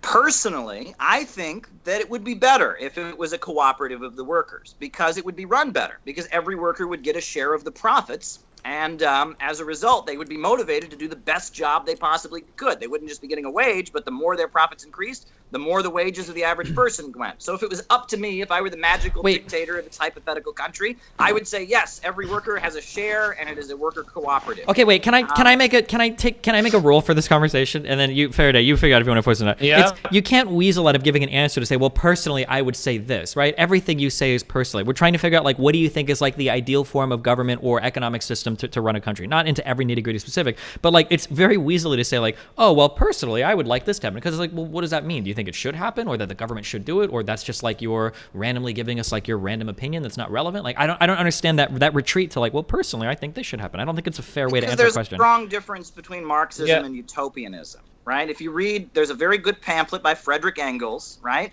Socialism, Utopian and Scientific, and that was, prior to Marxism, that was the big idea, right? People would go out into the middle of the woods in Indiana and build their ideal socialist society, or, utopianism is a different trend. Marxism recognizes that socialism comes into being as a result of contradictions in society and millions of people being pushed into motion. It doesn't come into existence because somebody draws up a really nice blueprint.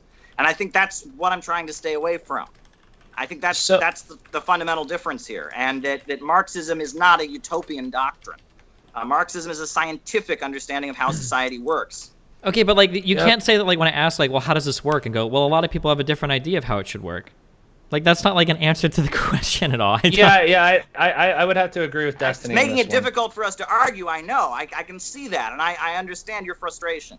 But I'm just telling you, I think that society should be controlled by the people, and the major centers of economic power should be controlled by the state. But when it comes to individual nitty-gritty, I'm not concerned about it. It's I can tell you what my personal opinion is, but that's not really relevant in the debate of capitalism Yeah, but versus the socialism. problem is you end up hijacking a lot of my talking points, and now I like in some places I find that I'm almost arguing against like my own social democratic point of view. So when you say like society should be controlled by the people, it already is. We live in a democratic republic. We vote on people that vote on policies on our behalf, and that's how our society works. So, I mean, obviously, as somebody that lives in a democratic republic, I agree with that. Then when you say, well, large companies should be controlled by the state, I still have no idea. And Faraday, if I'm being unfair, you can step in and say, well, he did explain this. I have no idea what your metric or rubric is for deciding what to nationalize or what not to nationalize. Now, to be fair, because it feels like every time I ask this, every socialist says, well, that's not fair. I don't know the nitty gritty. So the way that I would answer this question is I would say... every socialist sounds like me too? I'm curious. Well, yeah, they always retreat back to these vague things. Well, people disagree on things. Well, I don't know the nitty gritty. These are absurd hypotheticals. So if somebody would ask me, well, okay, Destiny, well, how do you think some things should be nationalized or some things not? Because you think public utilities are good, don't you? Then I would say, yeah, there are some things that need to be state-owned. When there are externalities or market failures that make it impossible for a profit motive to align with public interest, then that is something that probably should be nationalized. So for instance, in the case of utilities, there is a massive upfront investment required to run utilities to every single individual house. It's not realistic to expect that companies could compete here. That would be a market failure, right? This high barrier to entry. So you socialize it. Or if we look at something like healthcare, where there might be a ton of profit incentives involved in obfuscating your ability to receive healthcare and the way that you consume it, prices are wildly distorted, right? If we have people dying because of a profit motive attached to healthcare, well, that's not good. That's not something we want. So our profit motive doesn't align there. So in cases like these, where there are market failures that make it so that the motivation, the profit motive, whether it's healthcare, pollution, or whatever, don't align with what we consider to be the public interest, those are the things where the government steps in and regulates it. That would be my answer to questions like these. So when I ask you... So we agree. Oh, cool. Then you're a sock-dem. Then we don't disagree on anything. I mean, that's my confusion, too. It does seem like you're... Because every socialist like co-ops like my talking points. Because you just did it earlier. You're like, well, hotels those should be privately run because that's... Americans would agree with this. Honestly, okay. It's only because of a lot of distortion and propaganda and dismissal of the realities of what happened in the 20th century that people don't agree with this. Right, but most social democrats don't advocate nationalization. So what you just said there about, I don't hear Bernie Sanders ever get up and say that we should nationalize things. He's talking about nationalizing healthcare. What do you mean? He just talks about giving people free college and healthcare. He doesn't talk about nationalizing things like you just did. Firstly, so social democrats are generally opposed to nationalizing things. They believe in capitalism, right? That's like a defining feature of a social democrat. Firstly, nowadays, sure, yes. Nowadays, yes, okay, maybe not in the 20s or whatever, but nowadays that is like a defining feature of a social democrat. Secondly, Bernie has talked about nationalizing. Bernie has talked about nationalizing healthcare. Good. Okay. I thought he was for single payer, where it's like the state insurance company, but the hospitals are still private. Oh, I don't know if he's talking about privatizing all the hospitals. It wouldn't surprise me, but it's a state insurance plan, but then it pays private companies. Sure, okay. So he's talked about nationalizing like all of the insurance stuff, but maybe not necessarily the hospitals. I'm not 100% on that, but sure. Okay. Right. Yeah. No, I think that's the difference. But yeah. Where do you want to go next? I'm having a great time.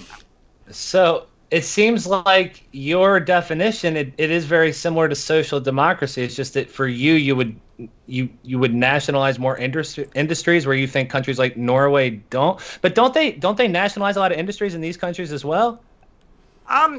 If you look at Norway, you look at Sweden. Overall, the economy functions on the basis of profits. There's a lot of progressive taxation. There's a lot of social programs that are administered to people. Good thing, not opposed to that, but it's still a capitalist market economy. I think that's the difference. The major centers of economic power, despite a few nationalizations, still function on the basis of what's profitable. That's the difference. I'm so confused. Yeah, Destiny, help me work this one out. Wait, as well. Yeah, because you're talking about like, well, hotels should exist privately, but they should be co-ops. This is a form of market socialism. So it's like a market economy, yes. So is a market economy good or socialism? Market socialism is still socialism. Yes. Okay, so you're in favor of like market-based systems, but then this seems to run contrary to a lot of the central plan you want to do, or you want to centrally plan some industries, have like a mixed economy, I guess. It's subordinated by the state. If there's state central planning, if production's not being carried out simply according to profits. One thing about the market sector in China, for example, is that these private companies are also controlled by the government. At any point, the government can show up and say, yeah, we want you to produce this instead of this. And they can't go, well, this is my private company. Even private companies are subject to state overall dictates and central planning. I think that's obscured too, right? In this kind of society that I guess since we're doing this, but that I envision, right? We would have private companies, but at any point, the state could show up and say, okay, private company, your job is to do what the state central plan says to do, So is the difference in your system who has more influence over the government, like in terms of like capitalists would have less influence? The difference is that in a capitalist economy, did you see that Trump just said, here's a great example. Trump said on Twitter, he said, I hereby order our great American companies to stop doing business with China or to start thinking about stopping or whatever.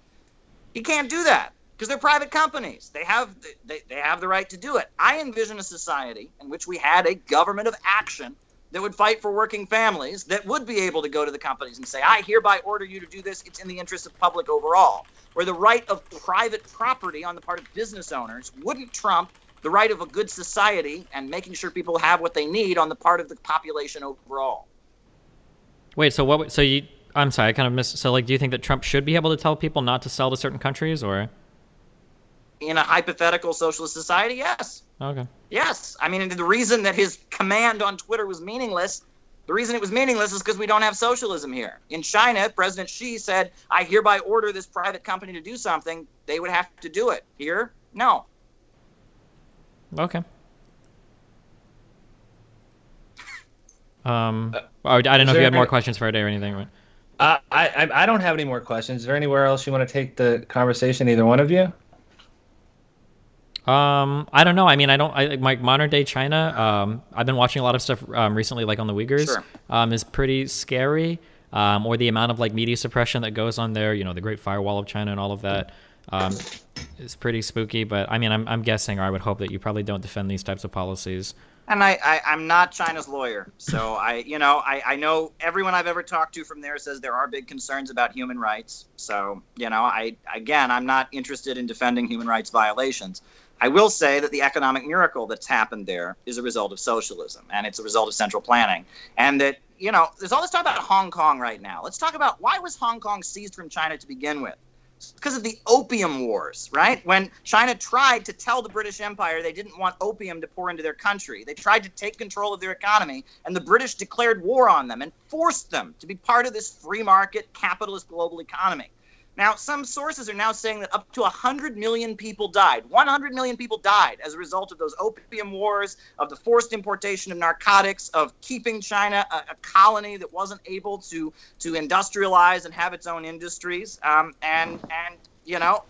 That's capitalism. That's the global free market system. That's Adam Smith, right? That's the invisible hand working its way. But China, having broken out of that system, seized control of its economy, has been able to come out of those kind of nightmares. Hold on, I can't.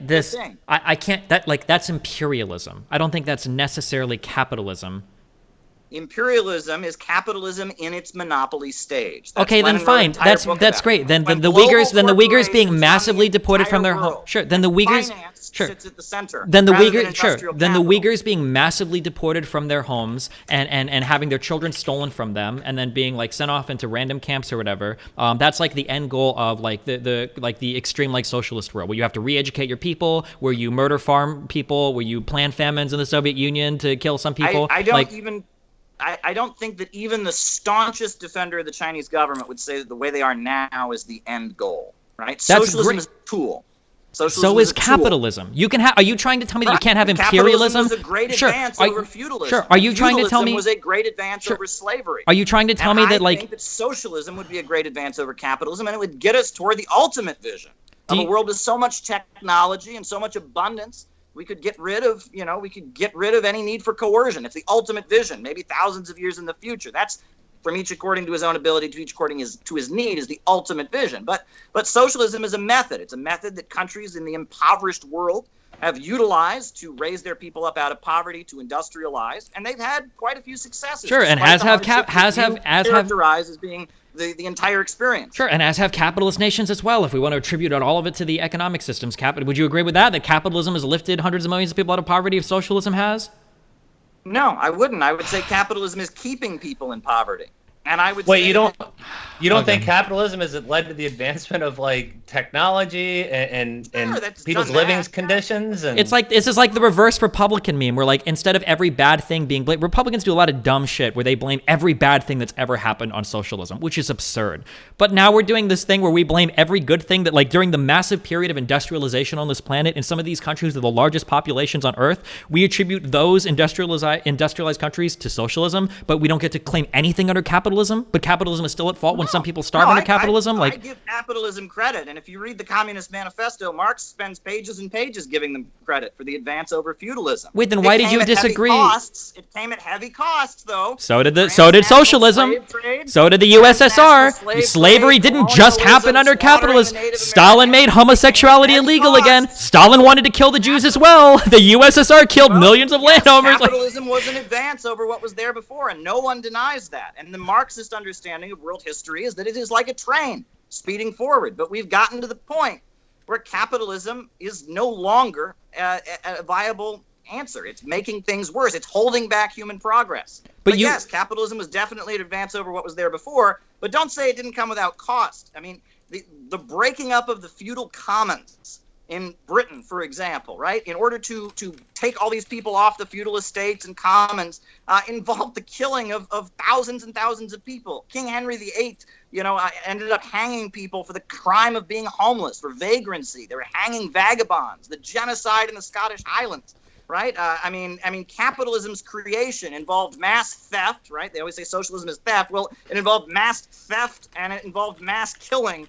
in order to create capitalism and to break apart the arguing system against and create this? the capitalist system. I never said there wasn't a cost to capitalism, but you must, like, you're literally saying capitalism involved mass theft, and then in the breath earlier, you were saying that we need to expropriate forcefully a lot of industries in the United States. That's mass theft as well. So, I mean, like, socialism in all of its forms today has... That notion that socialism is theft and capitalists all just earned it. Your friend Joe the bar owner or Bob the pizza shop owner, yeah, he earned it by the sweat of his brow. I don't have a problem with him. I have a problem with the billionaire bankers that run the world and run it through a system in which they profit from keeping the world poor. Right? So, firstly, I don't even know. What's happening. I don't They're trying even to keep the world poor so that they can stay rich. That doesn't even make now, sense from a with capitalist oil point of view. they You don't don't get wait. That doesn't even make sense. You let- don't want let to. Destiny- You don't. Let Destiny go now. That doesn't Destiny, even go make ahead. sense. You don't want a poor world, right? Like, people are trying to make the rest of the world, like, wealthier because you want more people to sell goods to. Like, that's like a super basic tenet of capitalism. It's why capitalism has become so woke recently in the United States with people selling, like, gay advertisements for Gillette razors, or for people selling movies with black people. Capitalists want as many people included in their shit as possible so that they can sell the maximum amount of goods and make as much money, irrespective of anything else. This idea that, like, it demands that certain people be kept out is not true. Now, does it happen under capitalist systems? Yeah, of course. The same way that it can happen under any economic system, because any economic system is going to necessarily be reflective of the underlying values of those people. You are never going to take a country full of people that hate Jews and black people and give them socialism, and now all of a sudden they're like, oh man, I love black people and Jews because there are workers now. That never happens. It hasn't happened. It won't ever happen. Much the same way that a capitalist society full of people that hate black people are probably going to be pro-slavery, or are probably going to be against, selling goods or services to black people in certain towns. Like, I don't think that solving these types of social issues is reflective of any kind of economic system. That's insane. I don't know what you're getting at there at the end, but I will say that yes, the way the Western capitalist system keeps its power is by keeping countries as impoverished captive markets. For example, NAFTA is a great example. If you look at Mexico, I'm reading to you from the New York Times. Under NAFTA, as a result, 20 million Mexicans live in food poverty. 25% of the population does not have access to basic food, and 1/5 of Mexican children suffer from malnutrition. As the U.S. heavily subsidized corn and other staples poured into Mexico, producer prices dropped and small farmers found themselves unable to make a living. Some 2 million people have been forced from their farms, right? Mexico's not producing its own food. It's a captive market. It's importing American food, and it's devastated the country. Mexico is poor, and American agribusiness stays rich. That's capitalism. That's why we had the American Revolution. The British Empire was trying to tell us here in the United States that we couldn't develop our own industries. We had to buy from the British. And as a result, we had a revolution so that we could develop our own economy. And the same thing the British Empire was doing to us, capitalism and the huge multinational corporations are doing around the world, keeping countries like Haiti, countries like Nigeria, countries like India captive markets. And countries are constantly fighting to try and break out of this. And the socialist revolutions of the 20th century, they didn't happen in Western Europe as Marx had predicted. They happened in the developing world because capitalism was keeping these countries as impoverished captive markets without their own industries, without their own economic growth, and keeping them as basically vassals, as dependent states, client states that are impoverished and suffering. And socialism was those countries breaking out, planning their economy, and industrializing. Because I've talked with Kyle Kalinske about this. I don't know. I would love to read where these bizarro anti-NAFTA studies are coming from. I've seen like very pointed anti-NAFTA like propaganda that will hyper focus on like specific industries that say like, well, corn markets were disproportionately impacted in Mexico and so many jobs were lost here. But like Mexico was one of the large winners in NAFTA, and this is something that I've seen like universally heralded. Like exports under farm exports in Mexico. Well, you can't say sure to that. You just literally told me that NAFTA took a shit all over Mexico's economy. So and the New York Times agrees with me. The headline of the article is "Under NAFTA, Mexico suffered and the United States felt its pain." November 24th, 2013. I guess they're lying to hurt American capitalism. I'm sorry. Are you literally citing me an op-ed to tell me that opinion piece is somehow reflective of the economic consensus on NAFTA? In it. Yes, I'm citing the statistics in that op-ed. Yes. I'm citing something that even the New York Times admits that Mexico. What? The New York Times is not. Wait, the New York Times is not an economic journal. Why are you telling me that even the New York Times? Also, wait, so is this? I'm sorry. Wait a second. Is this article? Who's the author of this article? The author is Laura Carlson. Wait, what is her background? Is this literally like an opinion piece, or was this written like in the statement against interest? The New York Times is a defender of Western capitalism. The fact that even they would admit what it has done to Mexico, I think, is very strong. Or while we're at it, I have the CIA World Factbook statistics of life expectancy in front of me. Cuba's life expectancy is 78.9 years. The Dominican Republic, another country in the Caribbean that's part of the Western capitalist system, 71 years. Jamaica, 74. Honduras, 71. Guyana, 68. Mexico, 76. Guatemala, 71. Haiti, 64. Come on. Right? Capitalism's the answer. Why are all these countries that are part of the free trade system, are part of the global capitalist system, impoverished? And Cuba, a country with a centrally planned economy, has achieved a much higher life expectancy. Okay, I don't know about life expectancy. We're jumping onto a totally different argument. Okay, so like, somebody linked me this article, so just reading it, right? Like, this person literally says, like, damages were done to, like, Mexico's agricultural sector. It doesn't mention the massive gains made in the industrial sector. Hundreds of thousands of manufacturing jobs were created in Mexico. I think it's like 20% of car imports in the United States come from Mexico. These are jobs that paid citizens more money than the farming jobs, that led to a greater industrialization in Mexico in these parts. She literally, in the next, like, paragraph of this article just says, well, as a result of some of these agricultural practices, 20 million Mexicans live in food poverty. That's not a causal link. Like, how many Mexicans, like, this is... They owned their own farms beforehand, and now they're in food poverty. They're not even producing their own food. Wait, so you're telling me that prior to NAFTA, every citizen of Mexico was well-fed, totally well-nourished, had all sorts of... Like, no, come on. This is ridiculous. The point of Ms. Carlson's article is that it made conditions worse. And I think if you look at the narco-drug-infested chaos that's involved in Mexico, if that were happening in Venezuela, we'd be told, see, socialism did it. But it happens in Mexico, and we're told, I've even had a lot of libertarians try to tell me that Mexico must be socialist because it's poor, right? Because everyone knows capitalism leads to prosperity. That's simply not the facts. I can't argue against a New York Times op-ed on this. Let's stay away. If you want, like, we can dig through, because I've read so many like vehicle that defends the free market system. The New York Times does not defend economic. I don't care what the New York Times says about the economic impact. Now, if like Krugman or somebody's like, or Krugman is writing an article or something talking about like a specific, like, I'm sure I'm interested in reading that. Or if Borjas is writing something on immigration and he submits an op-ed, but random like people writing articles in the New York Times, I'm going to appeal to like the wider studies that look at like NAFTA's economic impact. Or we can read things from like the Council of Foreign Relations, or we can read things that are published in like different economic journals to see like the actual impact. I'm like appealing to a single opinion article on the New York Times. I think that people throughout those sources you listed would agree about the conditions in many of the capitalist countries of the world. I mean, this is the CIA World Factbook. I just read you the life expectancies throughout the countries. What do you think that proves? Compared them. What? What does that prove? What does life expectancy prove? What is? Yeah, right. Who cares if people die sooner? I mean, okay, all right. It doesn't matter, right? Life expectancy. Who cares about? Wait, what do you think I just asked? Wait, what was the question I just asked? You said, what does life expectancy prove? Okay. Do you think that means I want people to die early? No, but apparently you're saying it doesn't matter how long people live. Right? No, what I'm asking you is, what do you think? What I'm asking you is, what do you think? When you're improving people's life expectancy and their access to healthcare and their quality of life, that's a good thing. But what does it prove? Oh, okay. What does it prove? What I'm saying is that just because you see an increase in life expectancy, we're going around in circles here.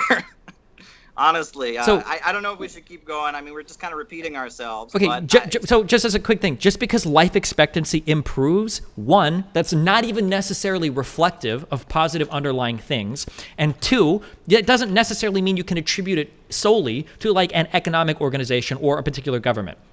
So, for example, one country might have access to more food than another country. That country might become more obese, and you might see a decrease in their life expectancy. Type 2 diabetes can lead to anywhere from a 7 to 13-year decrease on your lifespan, right? So if you were to compare the life expectancy of two countries like that, this is just one example out of 50 trillion potential hypotheticals. Maybe the increase in immigration to the United States, the lower average life expectancy of, say, African Americans or Hispanic people are keeping the life expectancy of the United States down compared to other socialist countries.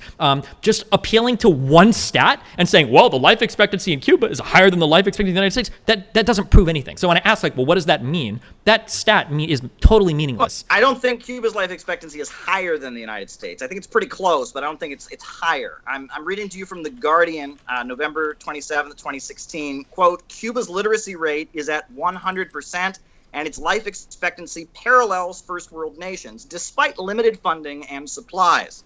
The country's ratio of doctors to patients, its proactively community-centered approach to healthcare has long been the envy of Western countries, not the least the UK. I think that's an example of central planning improving people's lives. Okay. I don't think so, but I guess it's another argument. Okay. I have some questions from chat if we want to do that for a second. Sure, go Cool. for it. So, Caleb, what do you think about the importance of making sure the state is under working class control under socialism? Well, I think that is absolutely necessary. And that I will say that I don't equate mere state ownership with socialism. Saudi Arabia, for example, almost everything's run by the government, but the government simply facilitates the making of profits by the Saudi royal family. The Asian tigers, there's a very heavy amount of state control, Singapore, Taiwan, countries like that, but it's facilitating the making of profits. The economy simply functions for the benefit of a small group of capitalists. They simply have a heavy state involvement in it. Socialism is when you have a state apparatus that is not working on behalf of capital, which is rooted in communities. The Communist Party has 90 million members in China. I've seen the Bolivarian circles that exist in Venezuela. In Cuba, they have the committees to defend the revolution, and that these are states that come out of a mass mobilization of the population and the mass movement and bringing in of people into the political process. And I think that state ownership in and of itself is not the definition of socialism. It's a state that controls the means of production. I think that's the difference. Okay, another question from Maupin. Can we really have Chinese-style control of the economy without Chinese-style oppression of citizens? I'd be scared of Trump being able to say what a business can do. This is a big question I have, too. It's like one of my fears with socialism is it's going to require an authoritarian government that might have too much oversight, and then we could end up with what we've seen in Russia or China. What would your response to that be? Well, I share a lot of the concerns people have about China. I do think, and I do want to point out, and I do want to point out that, not everything we necessarily hear in American media, is the whole story. There's a great article from the Washington Post about, China's social credit system and how some of the reporting may not have been completely balanced and accurate about it. But at the same time, I share your concerns, and we have to remember that these are countries that are part of the developing world, and they're building socialism under extremely hostile conditions. They're being invaded, they're fighting for their lives, and they have a very authoritarian political model as a result of that.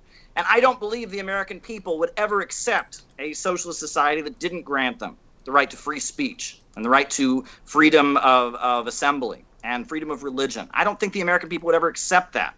But it's a concern, and it's a fair concern, right? The scary thing is, though, you can see authoritarianism and capitalism all over the place. Saudi Arabia is a capitalist country. They still cut off people's heads in public, right? I mean, take a look at South Korea's national security laws. You can go to prison in South Korea. A young man, I believe, did go to prison for retweeting Kim Jong-il. And that authoritarianism is something that societies implement in response to hostile conditions. And human rights are something we should all be striving for. And let me add that, the notion that human rights are separated from economy is a dangerous notion, right? No one was talking about human rights until like 1400s in Europe, right? The notion of an elected government and things like that. We started to see it some in Greece and Rome, but ultimately, the rights of man and all of that. People weren't just evil until then, but try to run a subsistence economy at the level of development they had in feudalism, where everyone can say whatever they want and think whatever they want and have whatever religion they want, wouldn't work out too well. That as prosperity increases and as people's economic conditions increase, the level of freedom also increases. And China's a lot more free in terms of freedom of religion, in terms of freedom of speech than they were during the Mao era. And I think that has a lot to do with the fact that they have rapidly industrialized since that time and that they are a much more prosperous society. When the government is secure and it's not facing an onslaught of people that want to violently overthrow it, when there is a higher level of prosperity, you generally get more freedom. Now, that's not a perfect rule, and there's many exceptions to that. But I think that the way out of not just the issue with human rights, but a lot of the problems we have, the way out of addressing them is with development, that prosperity. When you get rid of poverty, you can also get rid of drug gangs. You can also get rid of terrorism. And that there is an economic component to a lot of the problems plaguing the world. And a lot of the problems that socialist countries have had has been based on the fact that they're facing a level of scarcity. They also tend to be facing a level of, imperialist attack. Now, that doesn't mean, that everything they did was right. I'm not going to sit here and deny that things that shouldn't have happened. And but I think that human rights and economic development are fundamentally tied. Real quick, so just because it sucks because I don't know like every random fact. There's so much stuff that I let slide. So like earlier when we talked about like the great successes of Cuba, right? So the Cuban life expectancy is 79.74 years, and then we talk about the horrendous Mexico that's been looted and destroyed by capitalism. Their life expectancy is 77.12 years, right? There's like less than a 3-year difference in life expectancy between these countries. This is one of the reasons why I say pointing to single stats doesn't really prove like any particular story, because but it's still lower than Cuba's, correct? By 2.5 years. Okay. So firstly, secondly, you mentioned Mexico's not facing a huge blockade, right? It's not impossible to ship medicine into Mexico. The amount of economic embargo. There's not sanctions on Mexico, right? I mean, the fact that Mexico, and still, a free market country that's supposed to have the greatest system in the world of free trade, still can't even do better than Cuba, raises some questions, but okay. Well, I mean, Mexico's, doctors also aren't becoming taxi drivers to make money because the state doesn't provide them with any. I don't know if I'm going to believe Cuba's 100% literacy rates. Also, Cuban doctors are becoming taxi drivers because the government has trained a lot of people to become doctors. They have actually, Ban Ki-moon called it the world's most advanced medical school. And that's one thing the Cuban government has subsidized a lot, is training people to become doctors. There's a lot of people who are doctors and they're not actually, they don't have a place for them in the medical system. Sure. It's kind of bizarre that like Iran actually has a very similar problem. It's pretty crazy that so many of their people are doctors and they've done all these amazing things. And in the United States, which has so many problems with healthcare, our life expectancy is like a year within the Cubans. Well, we're a fully industrialized country that has been industrialized for hundreds of years. I think there's a bit of a difference there. Cuba was an impoverished colony for a long time, and it's broken free, and it's had huge achievements. I totally agree with you. Do you notice how you try to cite a single stat to defend like a broader economic argument, but anytime I point out that these stats don't necessarily... Wait. Anytime I point... Wait. Anytime that I point out that like... I'm sorry. I should have had their entire analysis. Come on. No, dude, this is not fair. No. What you're doing is you'll cite like one number, like it proves a point. Like, when I asked you earlier, I very specifically asked you, I said, what does life expectancy matter, right? And I guess you heard it as like, well, I like it when people live longer. But my point was that come on, let me finish my point, man. One point. You've talked for 90% of this conversation, okay? My point was that like you can't just cite one number and say that that's indicative of like the overall health of a country. That's absurd. And then when I point out that your number, when you look into the other numbers, doesn't even work. Now you're ready to back up into, oh, well, hold on. Well, there's more differences, okay? America is more industrialized. Cuba has had a blockade. It's like, well, okay, so anytime the numbers don't work in your favor, now context is incredibly important. Now we need to back up and look at the whole picture. But anytime you can just like throw like one number, and I notice this, like socialists do this all the time. They play like really fast and loose with like particular facts. If you feel like you can throw one out and it works, you'll do it. But anytime I call into question a stat or figure, well, now we need to look at the greater context. Well, there's a reason why America, even though we kill ourselves all the time and we're killing ourselves with drugs and fentanyl, and even though we do this, we still have a greater life expectancy. Well, that's because there's a broader reason for it. Now, I don't disagree with you that there are broader reasons for these things, which is why I laughed when you cited life expectancy as some mark of progress for a country. I'm sure that we can find lots of countries that have better life expectancy than the U.S. that aren't more advanced in a multitude of ways. But that was the only thing I pointed out. Also, you made a claim a long time ago that the Opium Wars resulted in, I don't know if you said hundreds of millions or millions of deaths. The only thing I've ever seen in regard to this is like 18 to 20,000 killed and wounded. I'm just curious where that millions of deaths number came from. Well, first of all, as to what you were saying before, I think that I was saying that the context actually makes my point even truer. The fact that Cuba's life expectancy is on par with a fully industrialized country is a big achievement. The second thing about the Opium Wars, that was, I believe, recently in an article and in some Chinese government sources who were talking not just about the deaths in terms of on the battlefield, but the result of opium being imported into the country, the result of them not being able to develop their industries, the famines that came out as a result. I mean, it was an overall estimate. You know, these estimates that you cite about 100 gajillion million people died, they're based on this famine happened. They're based on these people weren't able to procreate. They're based on a lot. Whoa! No! Wait, Holodomor in Kazakhstan, like the deaths cited for these famines that happened in the 1930s in the USSR. These are not vague numbers from number of people not born. That is absolutely not true. Well, no, but they're the result of food shortages. Am I correct? They're estimates based on the results of not having food, it's the results of the famine overall. It's not just people. Why didn't they have food? Not people who died in a war. That's my only point. Sure. Yeah, they didn't have food because the government made people stop farming to industrialize the country, which was one of the great points. They industrialized real fast. They did it at the cost of losing a lot of their agriculture. And then the country stepped in and stole food from some of the countries, tried to murder the people leaving, and left a lot of them to starve to death because the central planning failed in terms of allocating resources to its citizens.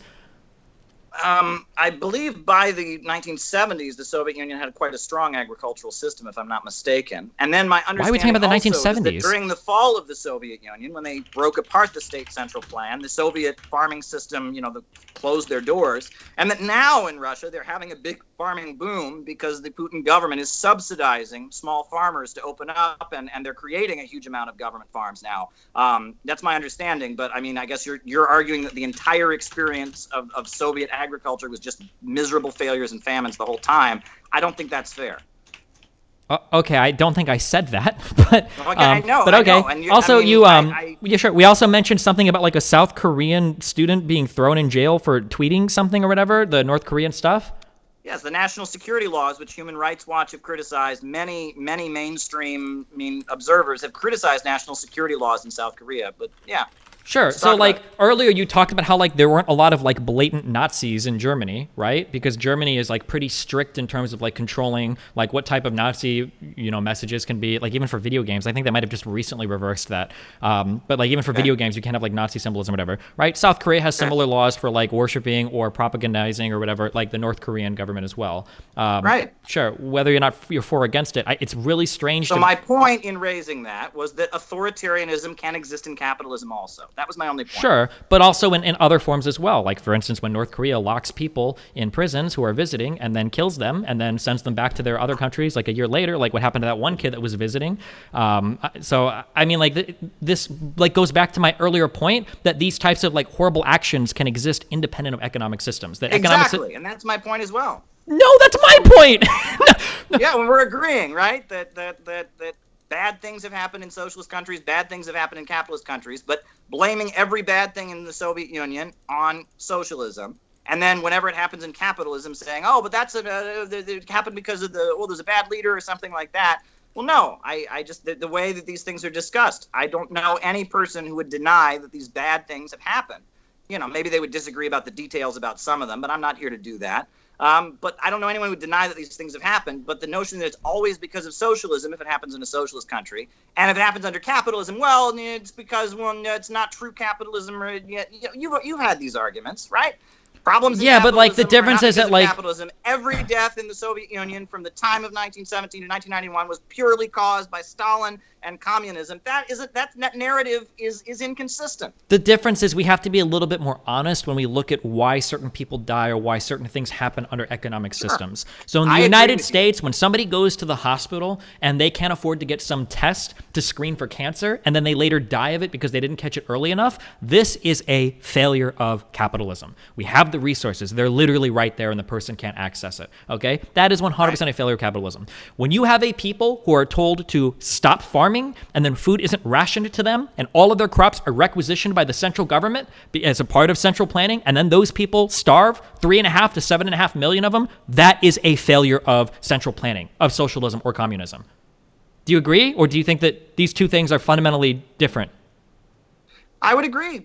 Okay, cool. Then we don't disagree. But I would also agree that when Soviet agriculture was mechanized and got tractors and industrialized, and its successes were also a success of central planning. But yeah, when it failed and when it had problems, that was a failure of central planning. I know many people are critical of the agricultural policies. In the 1920s, during the new economic policy, the Soviet government was pushing peasant enrich yourself and was promoting private farming. Then later, they rapidly collectivized, very, very rapidly, and promoted collective farming. And it was a zigzag that was very dramatic. And I've heard very strong criticisms of that. I'm not an expert. I'm not a Soviet historian. If you want to take credit for stuff like that, there sure. are failures in central planning. If that's how we're going to play that like the development of that country, like then I'm going to say that all of that agricultural development that took place in the USSR, that was actually a success of capitalism because the tractor was invented in America in the late 1800s. So actually, all the tractors that the USSR. At that point, I read to you earlier about how the Soviet Union was producing more tractors than the United States at that point in their state-run factories. Sure, so, but it was off of a U.S. invention, off of a capitalist country's invention. So okay. So now, if a system invents something, that's an argument in its favor. Where was the first cell phone invented? Oh, I don't know. Let's check. 1957 in the Soviet Union. Using like satellite technology and everything that we have today? No, the first mobile phone ever created was in 1957. Wait, okay, hold on. Engineered Leonid Ivanovich Kaprianovich. So I could be wrong here, but I'm pretty sure that the AK-47 rifle, the most efficient weapon and the most efficient gun, I should say, right? It's efficient. It's not the best at killing people. There's a reason why we don't use AK-47s today. Yeah, because the M16s break, and then we can sell more. It's the military-industrial complex. The AK-47 is a much more efficient weapon. Well, because the caliber is more lethal as well. 5.56 is superior to the 7.62, the battle rifle rounds or whatever. But they break. They're not durable. You can run over an AK with a tank and it still works. I don't think that most rifles need to be field tested to be ran over by tanks.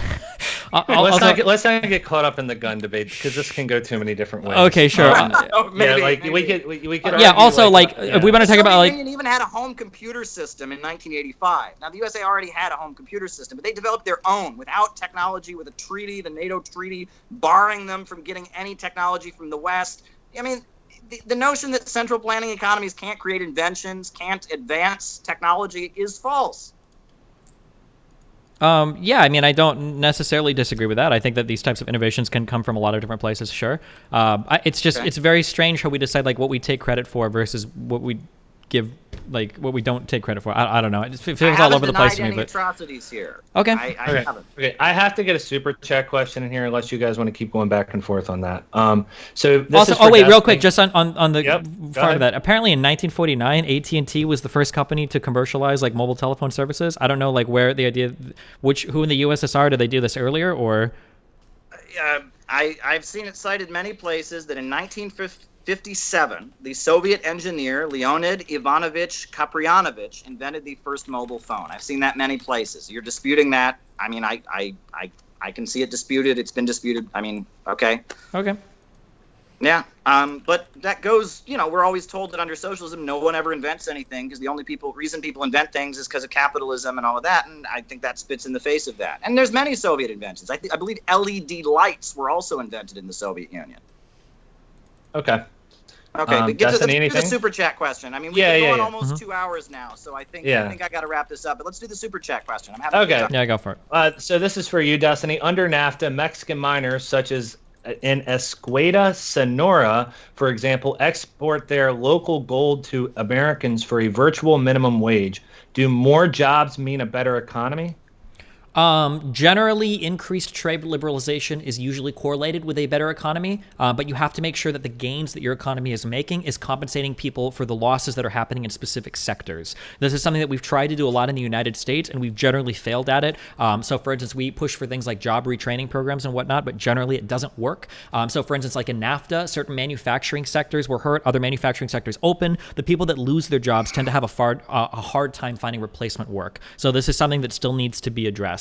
So I would expect that the same things happen in Mexico as well. A lot of jobs open up in manufacturing there that didn't exist before. These jobs are superior to a lot of the agricultural ones they had. However, the people that lost those agricultural jobs are basically fucked. They need something. There has to be something to help them out. And the goal should be that if your economy is overall making gains due to an increase in liberalization of trade, you're finding ways to redistribute these gains to the people that are disproportionately impacted by the losses that are happening in specific sectors of your economy. So for instance, let's say that you open up a manufacturing plant in Mexico, and now you're making a ton of cars for the United States, and those people are getting awesome jobs. You should probably be taxed a little bit, and that money should be sent to people whose jobs were lost as a result of the liberalization of that trade. Okay. This is a question I have for you. What is your measure for quality of life in a country? That's really hard. The HDI, there's like the Human Development Index. Some people try to measure it more broadly using psychological terms. Development, I don't have a good answer for that. That's a really hard one. I don't know. That's fine. Yeah, I mean, like you can measure like access to like basic goods. So like, do you have access to like housing, like food, like nourishing food, not like junk shit food, things like the internet. Like there are a lot of like basic rights we can check for there. But yeah, but that's a really hard to overall measure like the improvement of a country, the development of a country is a really difficult thing to do. Okay. Well, can I say something on that? Yeah, go ahead. Well, one index that I'm not necessarily saying this is the best index is the World Happiness Index. And I believe Jeffrey Sachs, the economist, who I have very strong disagreements with, is responsible for the World Happiness Index. But I have in my hand here, actually, their report from 2016. And it lists the greatest increase in happiness as happening in Nicaragua under the leadership of the Sandinista government, that has had a huge amount of economic growth and investment coming in from China. And if you compare the World Happiness Index and other indexes of Nicaragua with a socialist planned economy to free market countries like Guatemala, like Honduras, there have been some pretty big economic achievements in Nicaragua under the FSLN government. And I just think, since we're talking about that, it's relevant to bring that up, that the World Happiness Index, Jeffrey Sachs, no less, who's associated with neoliberalism. Now I understand he's more social democratic, but he lists the greatest increase in happiness in 2016 as being in Nicaragua. I mean, that might be true, but that doesn't really mean anything, right? It could be that Nicaragua's happiness, for instance, prior to some economic reforms, was incredibly depressed compared to other countries. If every country in the world that's capitalist has like massively high like happiness indexes, then you would expect to see the greatest gains always made by developing nations, regardless of economic system, right? Fair enough. Okay. Radical Reviewer. Hey, Radical Reviewer has a question for Destiny. Destiny, inventions rely on military scientists, research and development grants, etc., public funding. Can we really credit capitalism for these inventions? You can't really credit capitalism for, there's a lot of like baseline research that isn't profitable. There's a lot of really fucking good research that happens that there's not like money to be made off of, and you would never expect a market to solve for things like this. So a lot of like the groundwork research has to be publicly funded. There has to be some public funding that goes to universities for types of research, right? Like the internet being based off of early military stuff. There's like a multitude of inventions, like medical and technological, that rely, everything that came from our space program, like GPS satellites and everything. A lot of this has like the backs off of public funding. It seems like what capitalists are able to do is they can take like some public funding concept, they can bring in outside investors, and then they can build a product that you can actually sell to consumers, right? Like an average person is never logging on to DARPANet to play World of Warcraft. That takes somebody that wants to make money to get outside investment. Well, I mean, it could theoretically happen in a public sense, but right now in the United States, under a capitalistic sense. Outside money comes in, funds investment because people think that they can sell a product that consumers will want to buy. Yeah. Okay, Destiny, what is your utopian society? This is a question for the super chat. A utopian society. I guess there would be some baseline of things that every person should have. And then there'd be like a baseline of time that every person should have.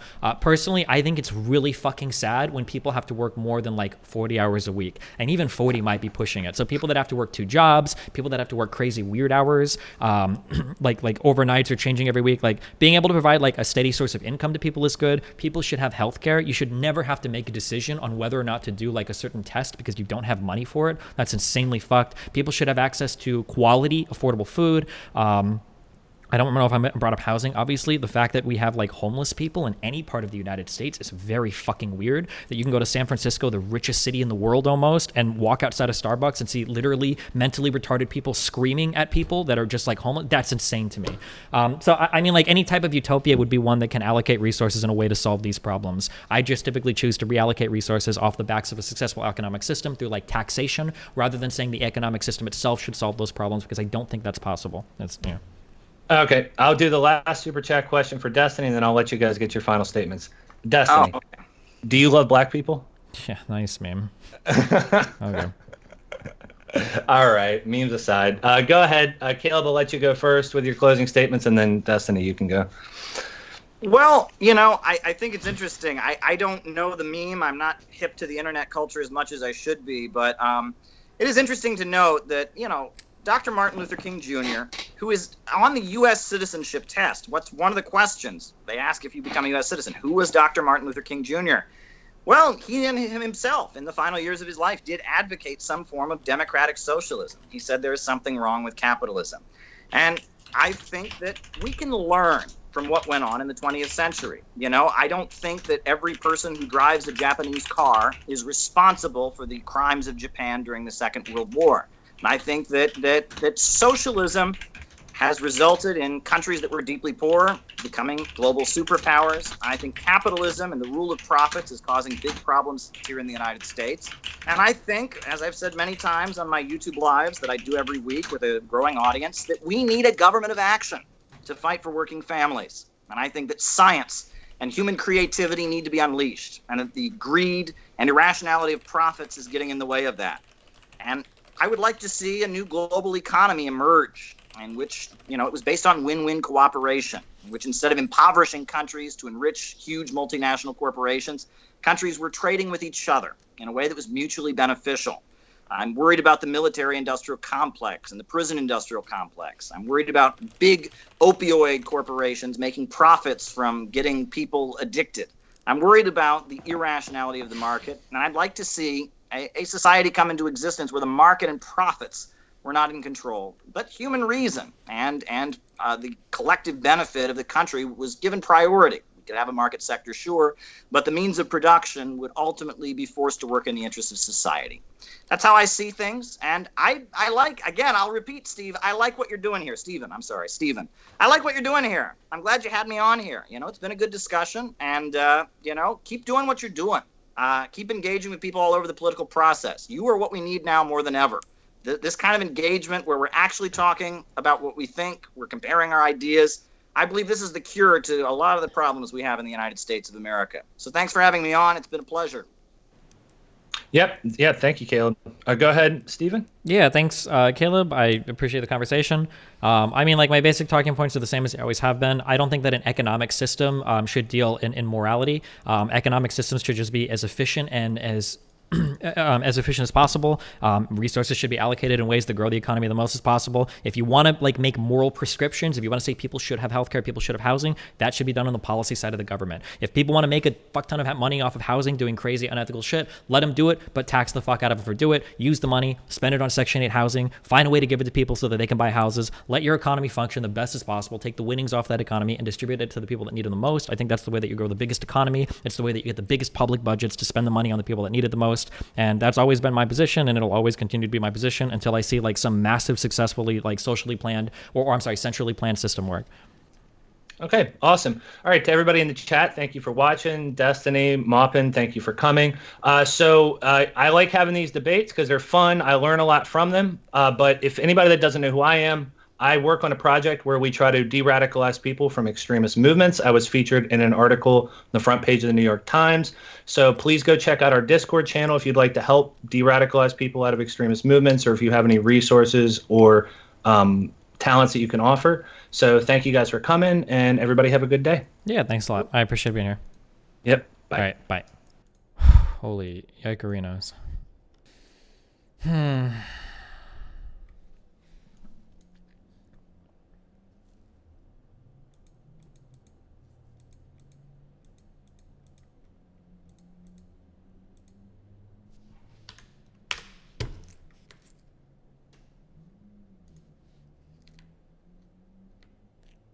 Unmute donations. Oh yeah, sorry.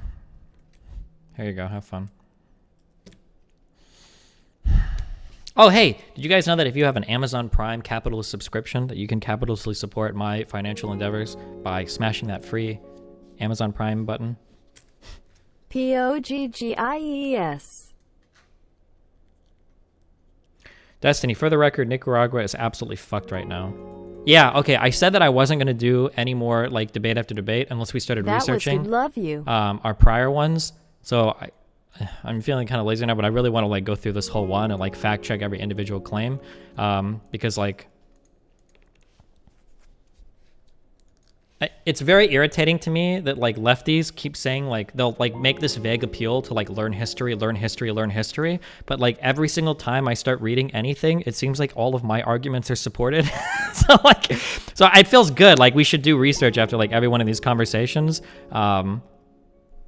Knowing more about like the USSR and like Maoism shit has actually helped me so much when I get people that will start to like jerk off like those systems of like central planning. Like holy shit. Otherwise I just have to like roll over on like all of those arguments. So I mean I guess like all the research has helped, so I would just keep doing it. Why do you let people interrupt you or say ridiculous points unchallenged as much now? I mean I try to write down everything you say. Dude, it's okay, I don't know how to address somebody that wants to talk for like an hour. It's really frustrating to me, but like I don't want to just say like, hey dude, can you just answer my one question and don't talk a lot? Like You versus Pepe, you wins. Bonus meme, sit in front of a bookcase to look smarter.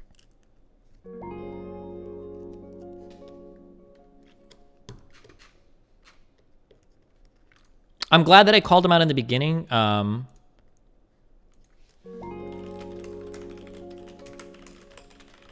When he tried to say, buddy. Did it feel to you like he was baiting a strum the whole time? Oh yeah. Wait, what did we call him out on? Oh, when he claimed I was using an absurd hypothetical. I think that me answering the hypothetical like drives them to do it more as well, which is good, right? So now whenever somebody says I'm using an absurd hypothetical, like I'll say a hypothetical and then I'll answer it because I don't think these are absurd hypotheticals. Can we skip this politics BS and play some WoW? Yeah, and then I think it pushes them to feel like they have to give an answer as well. But it really felt like this guy had like flashcards prepared This conversation that he was like reading down. Me horseshoe theory is real. Is sitting in front of a bookcase the Lafite equivalent of an anime avatar? Also, wash your hair. Ugh. Listen, first of all, I just took a shower last night. Chill. Why don't you bring up MLK? It's the full house of debates. To be fair, the literature concerning central planning is extremely limited. You can probably find more about it if you're willing to resort to Russia or Chinese texts, because our system is a mixed market economy based on neoclassical theory and what we have developed to research, and we don't pay people to research central planning. Well, no, but I mean, like, we can see the impacts of like central planning on a lot of these places, no? Of course he was reading, that's why he'd respond to stuff in completely unrelated points. Yeah, it felt a little weird sometimes where I would ask a question. Oh yeah, so like when I started, the weirdest moment I got in that debate where I was like, this feels like very strange and very wrong, was when I said like, I don't think that central planning is good. Like, do you have examples of like central planning working, or how is central planning good? And he's like, this is a really common claim made that socialism fails in every single country it's ever been tried. It's like, wait, what? Whoa, what? No, what? I didn't say that at all. That sounds like some real dumb shit. What the fuck? Yeah, it felt like I was talking to like one of those Google chatbots. It's kind of weird. Yeah, or when he would completely argue my points, like, well, CNN and MSNBC, and it's like, what? Dude, I'm not here to defend like mainstream media. Are you finally done debating lefties? So I said I was going to spend like this week before I go to London. Like I'll do this. We'll talk to fucking lefties for the next few days, and then when I get back, I'm done with it. I don't like this. I actually don't like doing it. This is one of the few times where like one of my predictions prior was actually completely correct. So if you remember, initially I said I didn't want to debate lefties because I thought they were fringe positions with no relevance in like actual like mainstream American political discourse or even like worldwide discourse, and I just don't care to waste my time on it. And for the most part, it's like I think it's entirely true. Like lefties have no idea what the broader political conversation in America is like. Like half these guys, or at least on Twitter, are convinced that like we're on the cusp of like a socialist revolution. We're not. And then like it's giving me also like a really bad opinion of like progressives in general, which I don't think is fair, because I don't think the average progressive is like this internet Marxist socialist, is Marxist Leninist or socialist or syndacticalist or anarcho-communo, intersectional, blah, blah, blah, whatever. I don't think this is like the average person. So like it's not fair for me to let like non-compete and his dipshit wife or whatever like influence my view of like progressives or left-leaning people in America in general. Like that's not good. I don't think it has. Like I try to remember like, okay, well these are fringe positions, not many people, but like debating things like alt-right or race realism, this is like way more relevant to mainstream American political discourse. When you've got people like Steve Bannon and have like been in the White House, when you've got people like Milo Yiannopoulos who are incredibly influential, or were, right, until they got canceled hardcore because he fucking fucked himself out of the thing. Like these conversations are way more relevant to like mainstream political discourse than the 50 trillion different flavors of fucking socialism. And these guys can't even like keep their own shit straight. Like the infighting that goes on like on the BreadTube subreddit and the Chapo Trap House subreddit is like insane. Like they can't even keep like their smaller irrelevant communities together. I think ContraPoint said it best in her last video, where she's like the average online leftist seems like their number one credible job is like Facebook group moderator or whatever. Yeah, I don't know.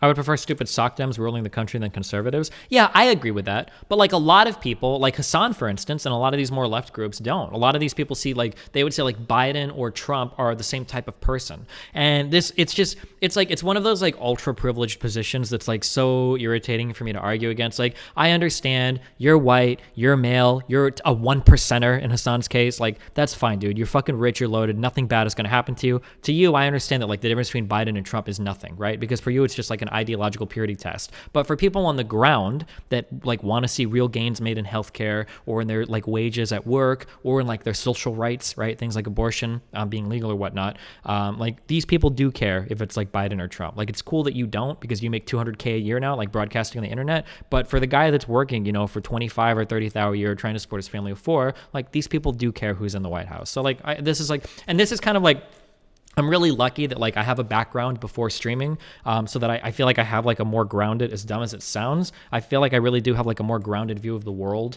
than a lot of these like internet lefties. Destiny's never talked to a person of color, Marxist Leninist, and it shows. That's because there's like 3 of them, dog. There's a reason why we can go to BreadTube and read like fucking Reddit posts where they're like, guys, ever notice there's like no black people here? Like, what's going on? And then I argue with people that are like, oh yeah, racism, that just comes from capitalism, lol. Like, oh wow, I wonder why no fucking black people are in your fucking group. Because everybody knows that's some dumbass bullshit, you know? Yeah, so like, it's whatever. They don't hang in BreadTube. Their politics are vastly different. Yeah, of course, but like that's my problem, dude. Do you see that? That like every single online left-leaning group has vastly different politics, right? Like, BreadTube has almost 100,000 subs. Like, how many, like, that's a decently sized subreddit, but like nobody agrees with what they say on BreadTube. Or the Chapo Trap House sub has like over 100,000 members and nobody agrees with what they say. Like, every time I debate one of you lefties, I get like 4 other lefties that email. I was like, that guy didn't know what he was talking about. That guy didn't know shit about this. Like, that blah, blah, blah, blah, blah. And it's like, okay, well. Only caught the tail end of the debate. Did you use any sources on the death toll from central planning? 45 to 56 million dead in the Great Leap Forward. That was under Feels Mao. bad, man. That's I haven't studied as much of like the early like communist China shit, so I don't know as much, right?